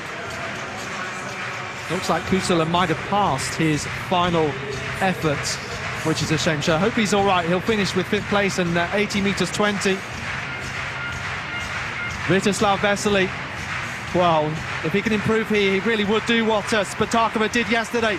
Vesely in the throwing position and just blocks before the line. And it's going to fall short of those superimposed gold, silver and bronze positions.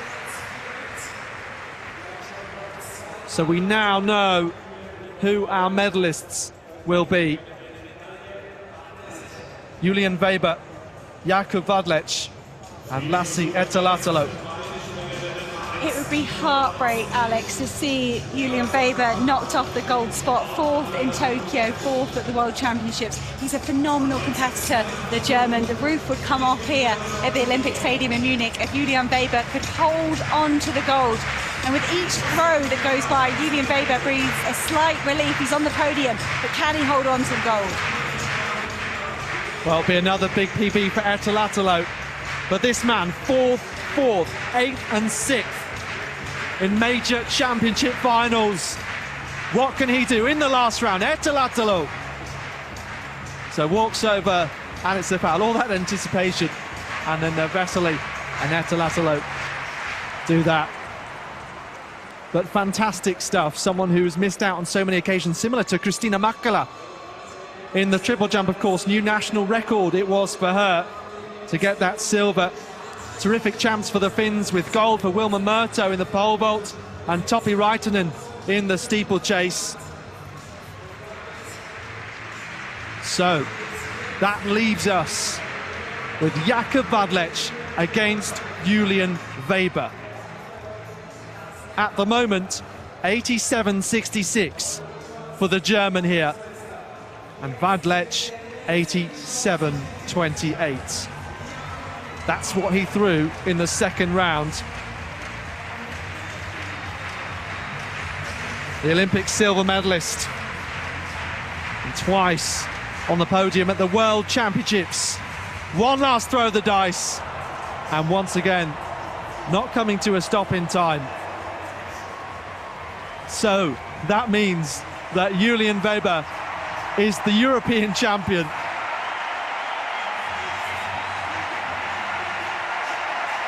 And just listen to what it means to this German crowd. The crowd who were queuing to get one last plate of chips, pretzel and beer before this session opened. And now they have more reason to celebrate. The Wenger boys play out in the stadium, where we've had quite an eclectic mix of music. Enough, he says. Oh, that really is fantastic. Well, as much as Jakob Vadlich would have been a truly worthy champion, Julian Weber, he will have watched teammates triumph, like Niklas Kaul, like Constante Klosterhalfen, Malaika Mahambo, another big German star who just missed out.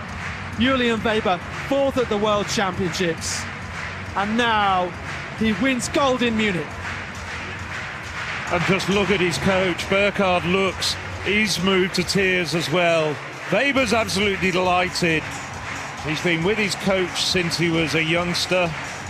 And you think, well, it's the crowning glory for Julian Weber, but also Bernhard Lux, who we saw so much of during the course of that competition.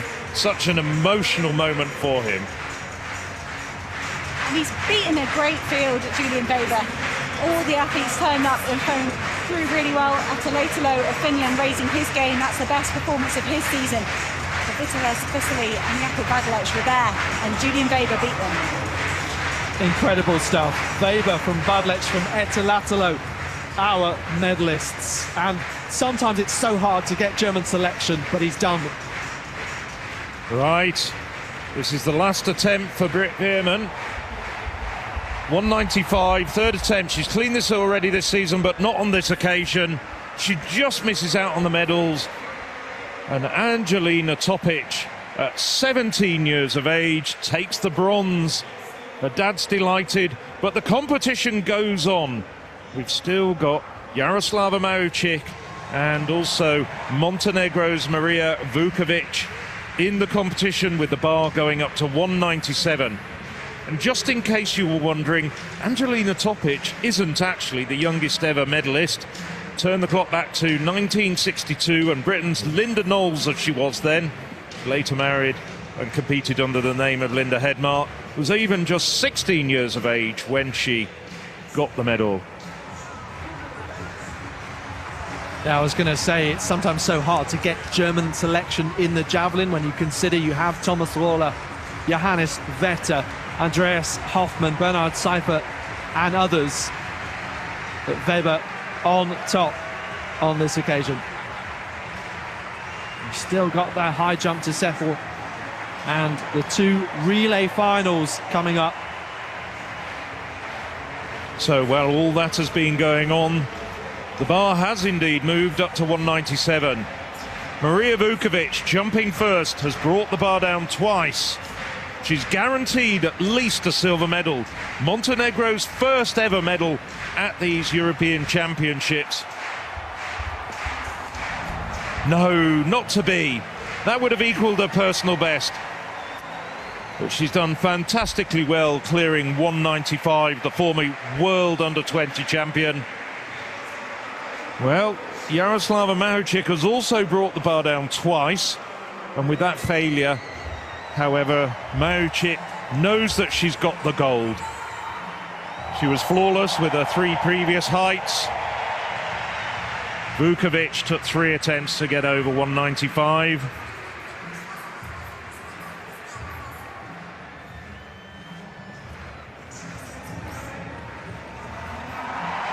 Wasn't to be on this occasion. A good attempt. Not quite the height. Well, that's her coach. I was wondering who it was, and I've been able to check my notes. The woman hugging her was her coach, Jana Simu. That's a small group of Montenegrins in the crowd. Now, Jaroslava Mahučík. Final attempt at 197 for Mahučík, but she knows she's got the gold. 2-time world silver medalist. Chopping and changing her stride. Wasn't a good run-up. Not a good attempt, to be fair, but it didn't need to be. She's already clinched the gold. Mahučík had a great start to her year, winning that World Indoor Championships. Then she took a string of wins on the Diamond League, and then it just started to slow down a tiny bit for Jaroslava Mahučík. 5th at the Stockholm Diamond League, had to settle for 2nd behind Elena Patterson of Australia out of the World Championships. But Jaroslava Mahučík turning it back on here in Munich and picking up another major gold medal for her home nation, for Ukraine. She speaks so eloquently about what it means for her to be a positive influence for her country at this time, a beacon of light. She takes every opportunity, every interview to thank their troops and their soldiers that are fighting hard. And it's great to see her back on the top of the medal rostrum. Yes, one remembers from the World Indoor Championships in Belgrade her compelling story, talking about having to drive 3 days to get to Belgrade, having been helped by the Serbian Athletics Federation. Subsequently, she's been somewhat nomadic, spent a lot of time in Germany. So now the penultimate event on the track. All the field event actions being concluded, just the men's and the women's 4x100 metres. That's right, so really interesting to look at team selections for this. First of all, Turkey had a somewhat unexpected rerun in order to make it through. They felt they were impeded by Finland, so they had a solo race, and they just beat Italy's time. Yes, Italy, the Olympic champions, although they were without the Marcel Jacobs, the individual 100-minute winner here and in Tokyo, picking up a slight injury. Warming up, also without Filippo Tortu, who then got a medal in the individual 200 metres. So, this race may have a slightly different complexion. Turkey were in fact the silver medalists in Berlin in 2018. What about the British quartet? They brought in Zarnell Hughes and Nathaniel Mitchell-Blake. So as a result, they have 3 of the 4 who are the world bronze medalists and the Commonwealth champions. Jeremiah Azu, of course, got the 100-metre bronze, comes in as well. Couldn't take part for England in the Commonwealth Games. He as well, she finished 5th individually. So it's this settled Turkish team with Barnes, Harvey, Özder and Özkan, which stays the same for the final. Van der Benden, Merckx, Paco and Flemings, the third athlete they brought in for this final. The Netherlands, they won the women's 4x4, of course. Terrific performance from Femke Bol. They keep their team the same. And Britain keen to get out and get on with it to try and win yet another European 4x1 title. But the Germans, a national record for them in qualification. 37.97, only 200 faster than they ran earlier this year, so clearly an up-and-coming team. Two Zeze brothers, Matteo and Jimmy Vico, who ran a fantastic final leg to bring France home to qualify. And then the Swiss team with the experienced Pascal Mancini on the first leg. Lestrade, Svensson and Race completing their team. The Polish quartet looking up to the sky. Will they be looking at a medal in this final? Perhaps outside contenders here. Brzezinski, Slobodkowski, Vikrota and Kopech, part of their quartet here. And there is the trio of medalists in the women's high jump. Jaroslava Mahučík, Marika Vukovic and Angelina Topic either side of her. So there's the women's high jump result confirmation. Jaroslava Mahučík 195. Marika Vukovic getting Montenegro's first ever medal at these European Championships with 195. Bronze goes to Angelina Topic. Not a classic competition. You have to turn the clock back to 1974 when it was last won at that sort of height, but nevertheless an enthralling one.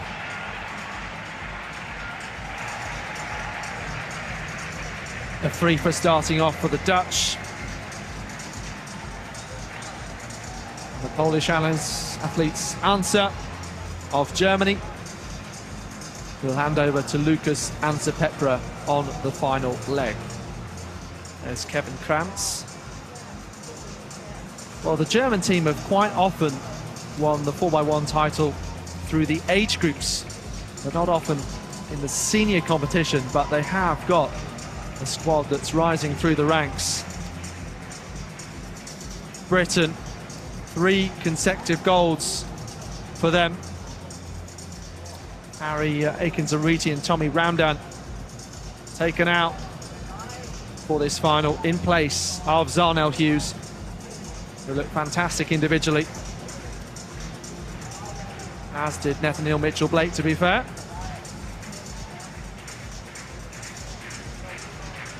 So close to the end of the competition now, and it was right at the end of the evening that the British team, after Eugene sat and did their interviews, and while they were on air on the radio, they had a food delivery come and greet them. Of course, much deserved after that hard work. And for those athletes who've competed individually as well along championships across the 100 and 200 spread through the 7 days of competition here in the Olympiastadion in Munich.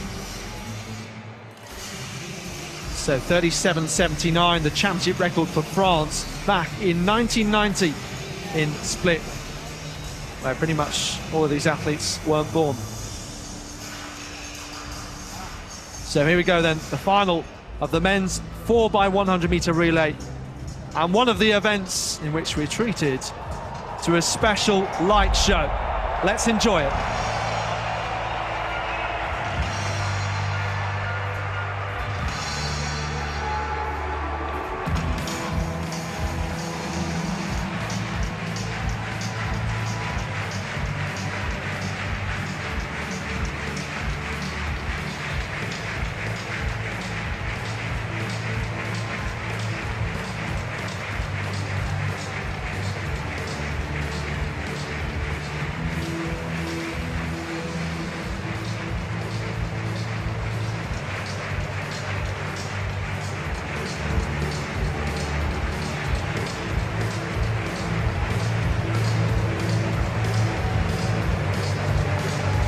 So on the outside, the Polish quartet,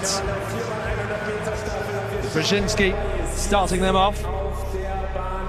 There we are, the athletes all the way round the track on their marks and in their positions. Light show just adding to a bit of tension. Athletes trying to keep warm out there as well as the temperature drops inside the stadium. William Race, who looked strong in the 200, brought into this. Svensson, who has recently gained eligibility to run for Switzerland. Jimmy Vico, 10.1, his fastest 100 time this year. France winning the title with him in 2010. He was alongside the likes of Christophe Lemaitre, who of course defended his individual title. But the Germans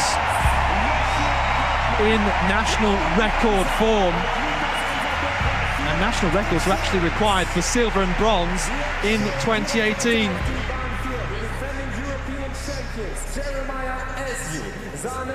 Very strong British team that will be hard to beat though. Surely they just need to focus on getting that baton round to try and beat the competition.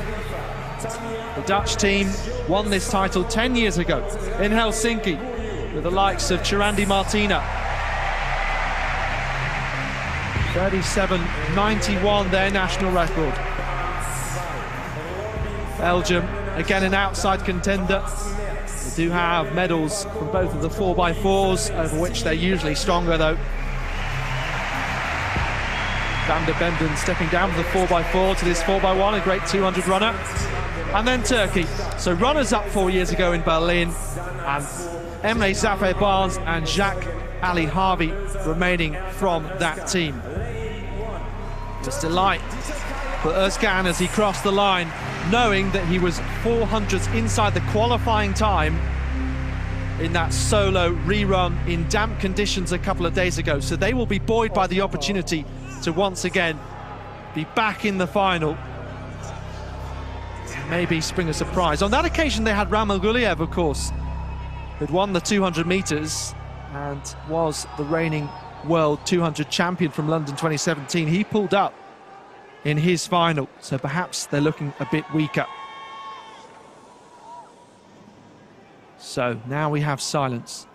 Turkey, Belgium, Netherlands, Great Britain, Northern Ireland, Germany, France, Switzerland and Poland. The final of the men's 4x1 relay. So the roar of the crowd gets the athletes going then. Decent start for Jeremiah Azu of Britain as we have a look at these first changeovers, and Germany haven't continued. Devastation from the home crowd. Switzerland going well right on the inside, but watch for Britain. Efaloko now has the baton. Someone who's grown in experience this year. Just the one changeover. Vico chasing.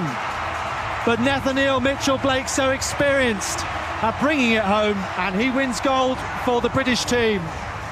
France in behind. And looked like Netherlands just got it. It's a championship record though, so had been held since 1990 by the French team, who were ultimately also beaten in this race. No smiles for that German team, who looked so good in qualification. A young team though, and it was the experienced hands of the likes of Hughes and Mitchell-Blake who joined the youngsters Azu and Efaloko. Brought in the team, of course, the likes of Richard Kilty, injured this year. A fantastic performance from the Brits, a decent winning margin as well, and it's Poland who beat the Netherlands, a national record for them as well. I mentioned they were an outside contender, and in the end they pull it all together to come home to get on the podium as well. This track has been swift tonight. We saw some brilliant times in the women's sprint hurdles, but two national records, one for Poland, one for Switzerland. The Polish team out in lane 8 on their own. I think that was an advantage for them today. They couldn't get distracted by all the drama that was going on in the middle lanes. They stuck to their task superbly well as everything unfolded on the lanes inside of them. It was a brilliant opening leg from Jeremiah Azu of Great Britain and Northern Ireland. The German team was stretching. They knew they'd have to do something special to get on the podium, to get anywhere near the likes of Great Britain and France. And ultimately, that first changeover for Germany left them unstuck. Couldn't get the baton off, and we can see they've already exited the race at this stage. Their third leg runner standing forlornly as the rest of the men powered round the bend. Jonah Efaloko of Great Britain and Northern Ireland just inching them ahead of France. Poland out there in lane 8, textbook perfect technical 4x100, and the French athletes sort of turn up for the books. The French team have struggled a little bit in this championships, but Jimmy Vico, so experienced, lending his help. We can see that second change over there for the German team. I think the lead-off runner didn't go fast enough and he wasn't out of the way. The incoming runner just ran into the back of Hartmann and ended their chances. So Britain continue to retain this title. Won back in 2014 and continued all the way since then. And introducing young athletes into the team. Also, France and Poland taking silver and bronze respectively. And just looking at the splits here, we've got very good timings from the transponders. Really, the credit should, in many respects, obviously it goes to all four of them, goes to Zarnell Hughes for that back straight. That really was the difference in many respects between Great Britain, Northern Ireland and the nearest rivals. There's the full confirmed time. As you can see there, Poland national record, and Switzerland as well, finishing 5th, and Germany, frustratingly for them, failing to finish. So we have just one event left at the European Athletics Championships, and it is the women's 4x100. Always so much drama in the relays. We saw the host nation Germany failing to get the batting round, some superb technical executions from some other nations. What will we see in this final? Netherlands go in lane 1. They've picked up medals over the years, much of that with Daphne Schippers, who isn't with the team here today. Belgium will go in lane 2. Moniz, Kanta, Dimke and Rusius. Here's the bronze medal winning team from the World Championships. They've got Gina Luckenkämper down there on leg 3. We thought we might see the individual 100-metre champion out injured, but she is here. We saw them practicing a warm-up, very good. Great Britain, Northern Ireland pulling off their pose. They are the defending champions. France will go in lane 5. Another wonderful celebration. See the tape on their legs, they'll go and stick that on the track. They'll have an exact point, or they'll look for the incoming runner and they'll start their leg. Lovely from the Spanish team as well. They took a brilliant 5th place at the World Championships and a new national record. Technically really good. They could certainly pick up a medal here. Here's the Italian women. They'll be going in lane 7.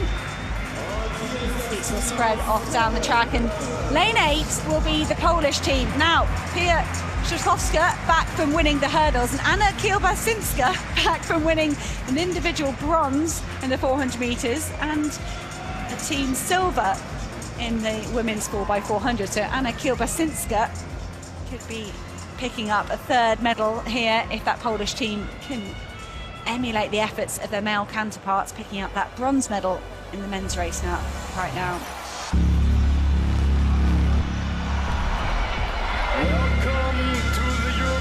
Well, here are some of the highlights from the multi-sport European Championships that's been in and around Munich over the course of the past 10 days.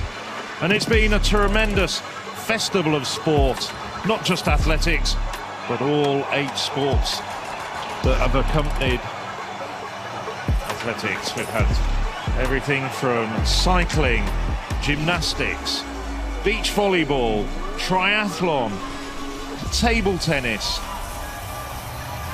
rowing. But of course, most of the action has been here in this historic Munich Olympic Stadium, which dates from 1972. We've just got some of the highlights of what's been going on, some of the athletics, some of the other sports.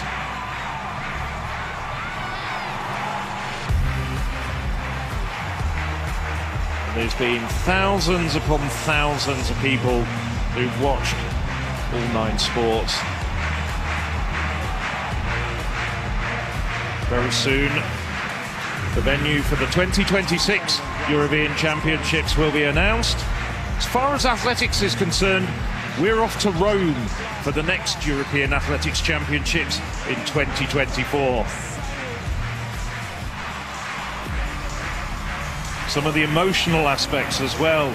It's not just about triumphs, sometimes there's tragedy as well, but it all adds up to the great story that is sport.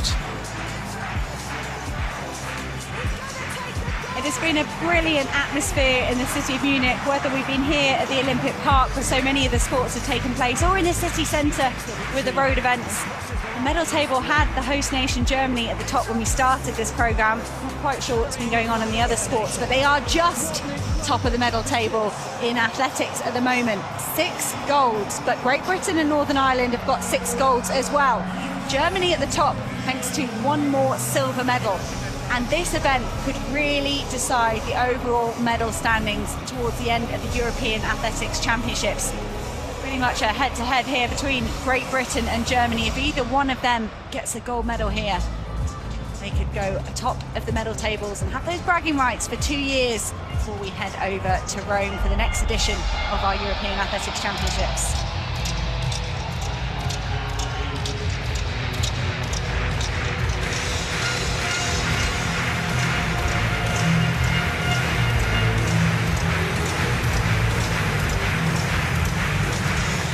One last look at our wonderful light show.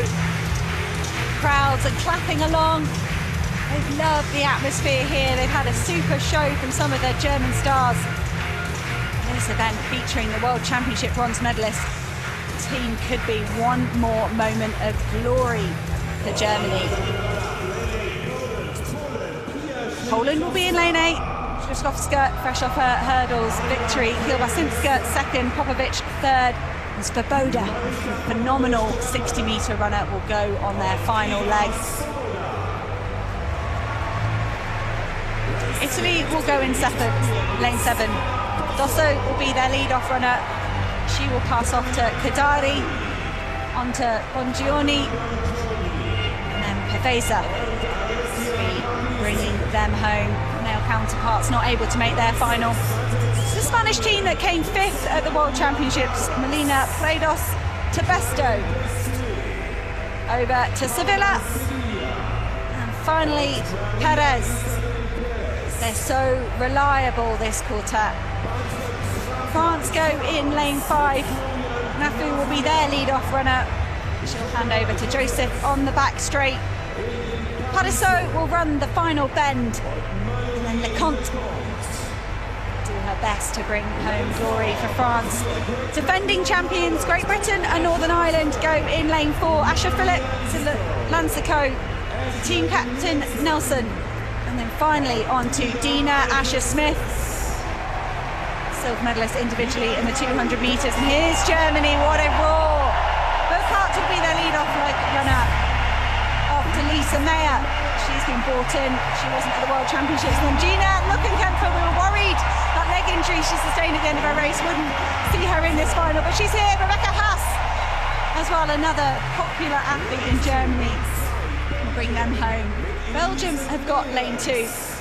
Muhus and Cancer on the back straight, Vinke round the bend, and Rossius bringing them home.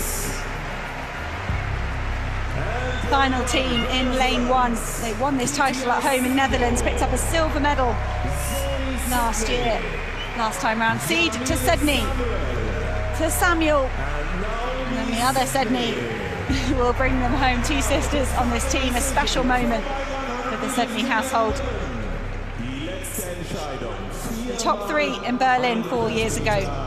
Great Britain, Northern Ireland, the Netherlands, and Germany. The final of the European Athletics Championships.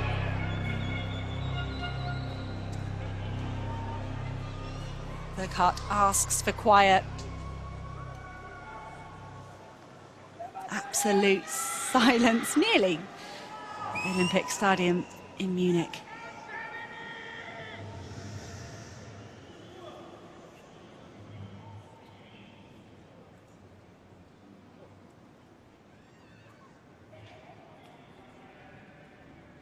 Set. They are away. Good start from Asha Phillips. She missed the individual event. She tested positive for COVID. She couldn't get involved, so she's fresh. Asha Phillips trying to hold off Burkhardt to her inside. That's a long change over. Asha Phillips has not made the baton. Great Britain, Northern Ireland are out. Germany with Meyer down the back straight. Watch out for the Spanish quartet. They will be technically perfect, and there's a gap between Germany and Spain at the moment. Belgium being given the lead on the graphic on the side of our screen, but Gina Lukenkamper hands over to Rebecca Haas. Rebecca Haas has to slam on the brakes to stay in the changeover zone, but she manages it. Rebecca Haas for Germany, striding away down the home straight. Ava Svoboda pulling Poland all the way back up into the silver medal, and it will be third for Italy. Vavesa looks like she can't believe it. Rebecca Haas straight into the arms of Burkhardt. Well, once again, an absolutely flying anchor leg from Rebecca Haase. So many individual disappointments this season, but with the baton in her hand, she becomes a transformed athlete. Disaster for the British, on paper the favourites, but once again, like so often in the past, the baton crashes to the ground. But there was no stopping the Germans, and the Poles, despite the best efforts of Eva Svoboda, couldn't catch them. Nevertheless, Poland rewarded with a national record of 42.61. And Italy, where did they come from? They've got the bronze medal, just beating out the Spaniards. Foglioni there of Italy running almost a faster 100 metres, and she ran in the race when she realised they're confirmed in the bronze medal position. Germany asking the crowd for even more noise. Tears all around. That's Lisa Meyer. Gina Lukenkamper sharing a hug. Gina Lukenkamper clashed to the ground after winning that 100-metre gold individually by smithereens ahead of Mujinga Kumbunji. She's some heavy strapping all over one of her legs. But it is a double gold for Gina Lukenkamper, and Germany improve on their bronze medal from the World Championships to a gold at the European Championships. Poland, national record with a tired squad. Schuster had just won the 100-metre hurdles title. Kielbasinska has a couple of medals over 400. Popovic, Strapala and Ava Svoboda with an inspired final leg for Poland to pull them up into the silver medal. Big shout out as well to Gina Lukenkamper on that third leg, the fastest of the third legs, and she took Germany up from second. She took over from Lisa Meyer just behind the Poles and held her form right the way around the bend. Handed over to Rebecca Haase, a big lead. She was closed down by Eva Svoboda. Svoboda was the fastest woman on that final leg, but the lead was just too big for Poland to shut down. And you feel the passion that the German crowd and the German athletes have brought to this event. It's been rewarded here this evening in the final event. They put together a brilliant race. It's the first changeover. We'll see Asha Phillips just not quite making it to Amani Lansico. So that was Great Britain and Northern Ireland, the defending champions, out. Back to the drawing board for them. But Germany are so good technically. They started this charge a few years ago. They're good on their changeovers, very tight, very disciplined. Rebecca Haase, resisting there. You're not meant to have a look back. Haase did just slow herself down ever so slightly to ensure she got that baton safely. Gina Lukenkamper, the individual champion, did run a tremendous bend. Ava Svoboda, the indoor 60-metre champion from the Europeans a few years ago, couldn't quite do enough to get the gold medal, but it was a great silver. Well, I just wonder how much Rebecca Haase knew about Eva Svoboda closing her down on the outside. And a word as well, it wasn't just Britain who failed to finish. France as well on that changeover, the same one that Asha Phillips failed to get the baton through to a colleague. And when you saw on the final changeover from Gina Lukenkamper to Rebecca Haase, on her outside, Mallory Lecomte was looking with a disgust, utter contempt at her compatriots, because she was expecting to be given the baton in a medal position. I think emotions have subsided a little bit. There we see the French just commiserating with each other, but there's no diluting the joy of the Germans. And that, as we were talking about, makes it no less than 7 golds for Germany, and they top the medal table at the athletics.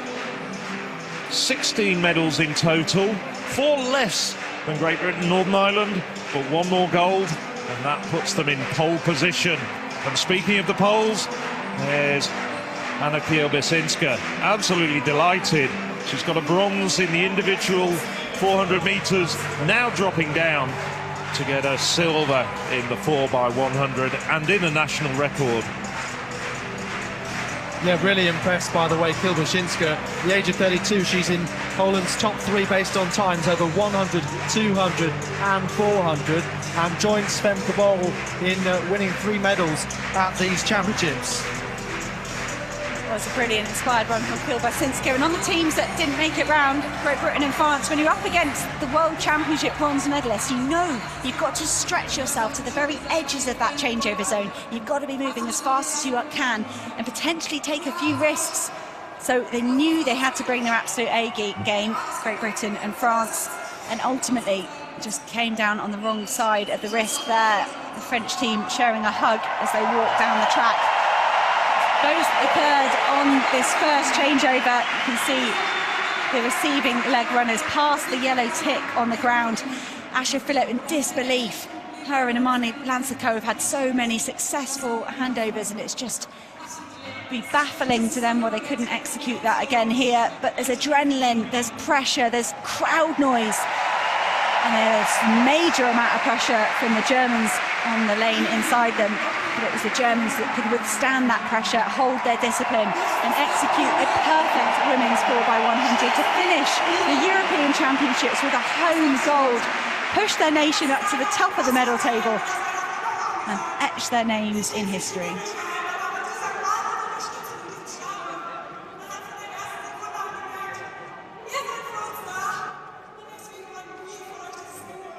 So Germany, the host nation, celebrate taking the very last of the 48 gold medals on offer over the course of the last 7 days here in the famous Munich Olympic Stadium. Delight for the Poles as well. An emotional disbelief that the Italians got up for the bronze. They certainly weren't in many people's predictions for being medalists, but Britain and France never made it into the second leg of the relay. Confirmed result for the women's 4x100 metre, a win for Germany in front of a home crowd, a national record for Poland in second, and Italy a surprise bronze.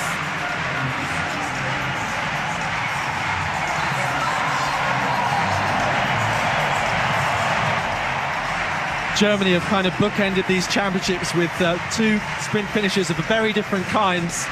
Here in the 4x1 to win gold. Don't forget Richard Ringer on the very first day in the men's marathon surprised the Israeli Teferi in a sensational performance in the city centre. And now in the stadium that's been our home for the last few days. It'd be very sad to say goodbye to it, but we've seen a thrilling championship. So many iconic performances, loads of championship records broken and some obliterated, but just from the likes of teenage winners in the men's discus, Barbara Spitakova getting a medal at the age of 41. It's been terrific. So there's the athletics medal table and confirmation what we mentioned earlier. Germany, the host nation, lead these championships. 7 golds, 7 silver, 6 bronze. Britain, Northern Ireland did get 4 more medals, but stand second on the medal table. But just look at that, the likes of Serbia, Israel, for the very first time in the history of these championships, Albania, Lithuania, thanks to Mykhalos Alekna. A wonderful, wonderful spread of nations being represented on the medal table here.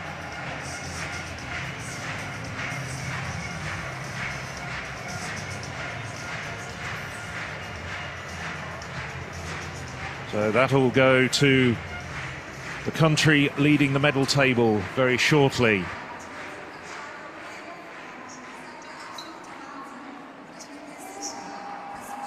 That's the trophy that goes to the leading country in the 9 sports medal table, and Germany takes the honours on this occasion. Absolutely the same number of medals, 60 as Great Britain, Northern Ireland, but 2 more gold. So as we were saying, this is a consolidated medal table, bringing together all the winners in all the sports.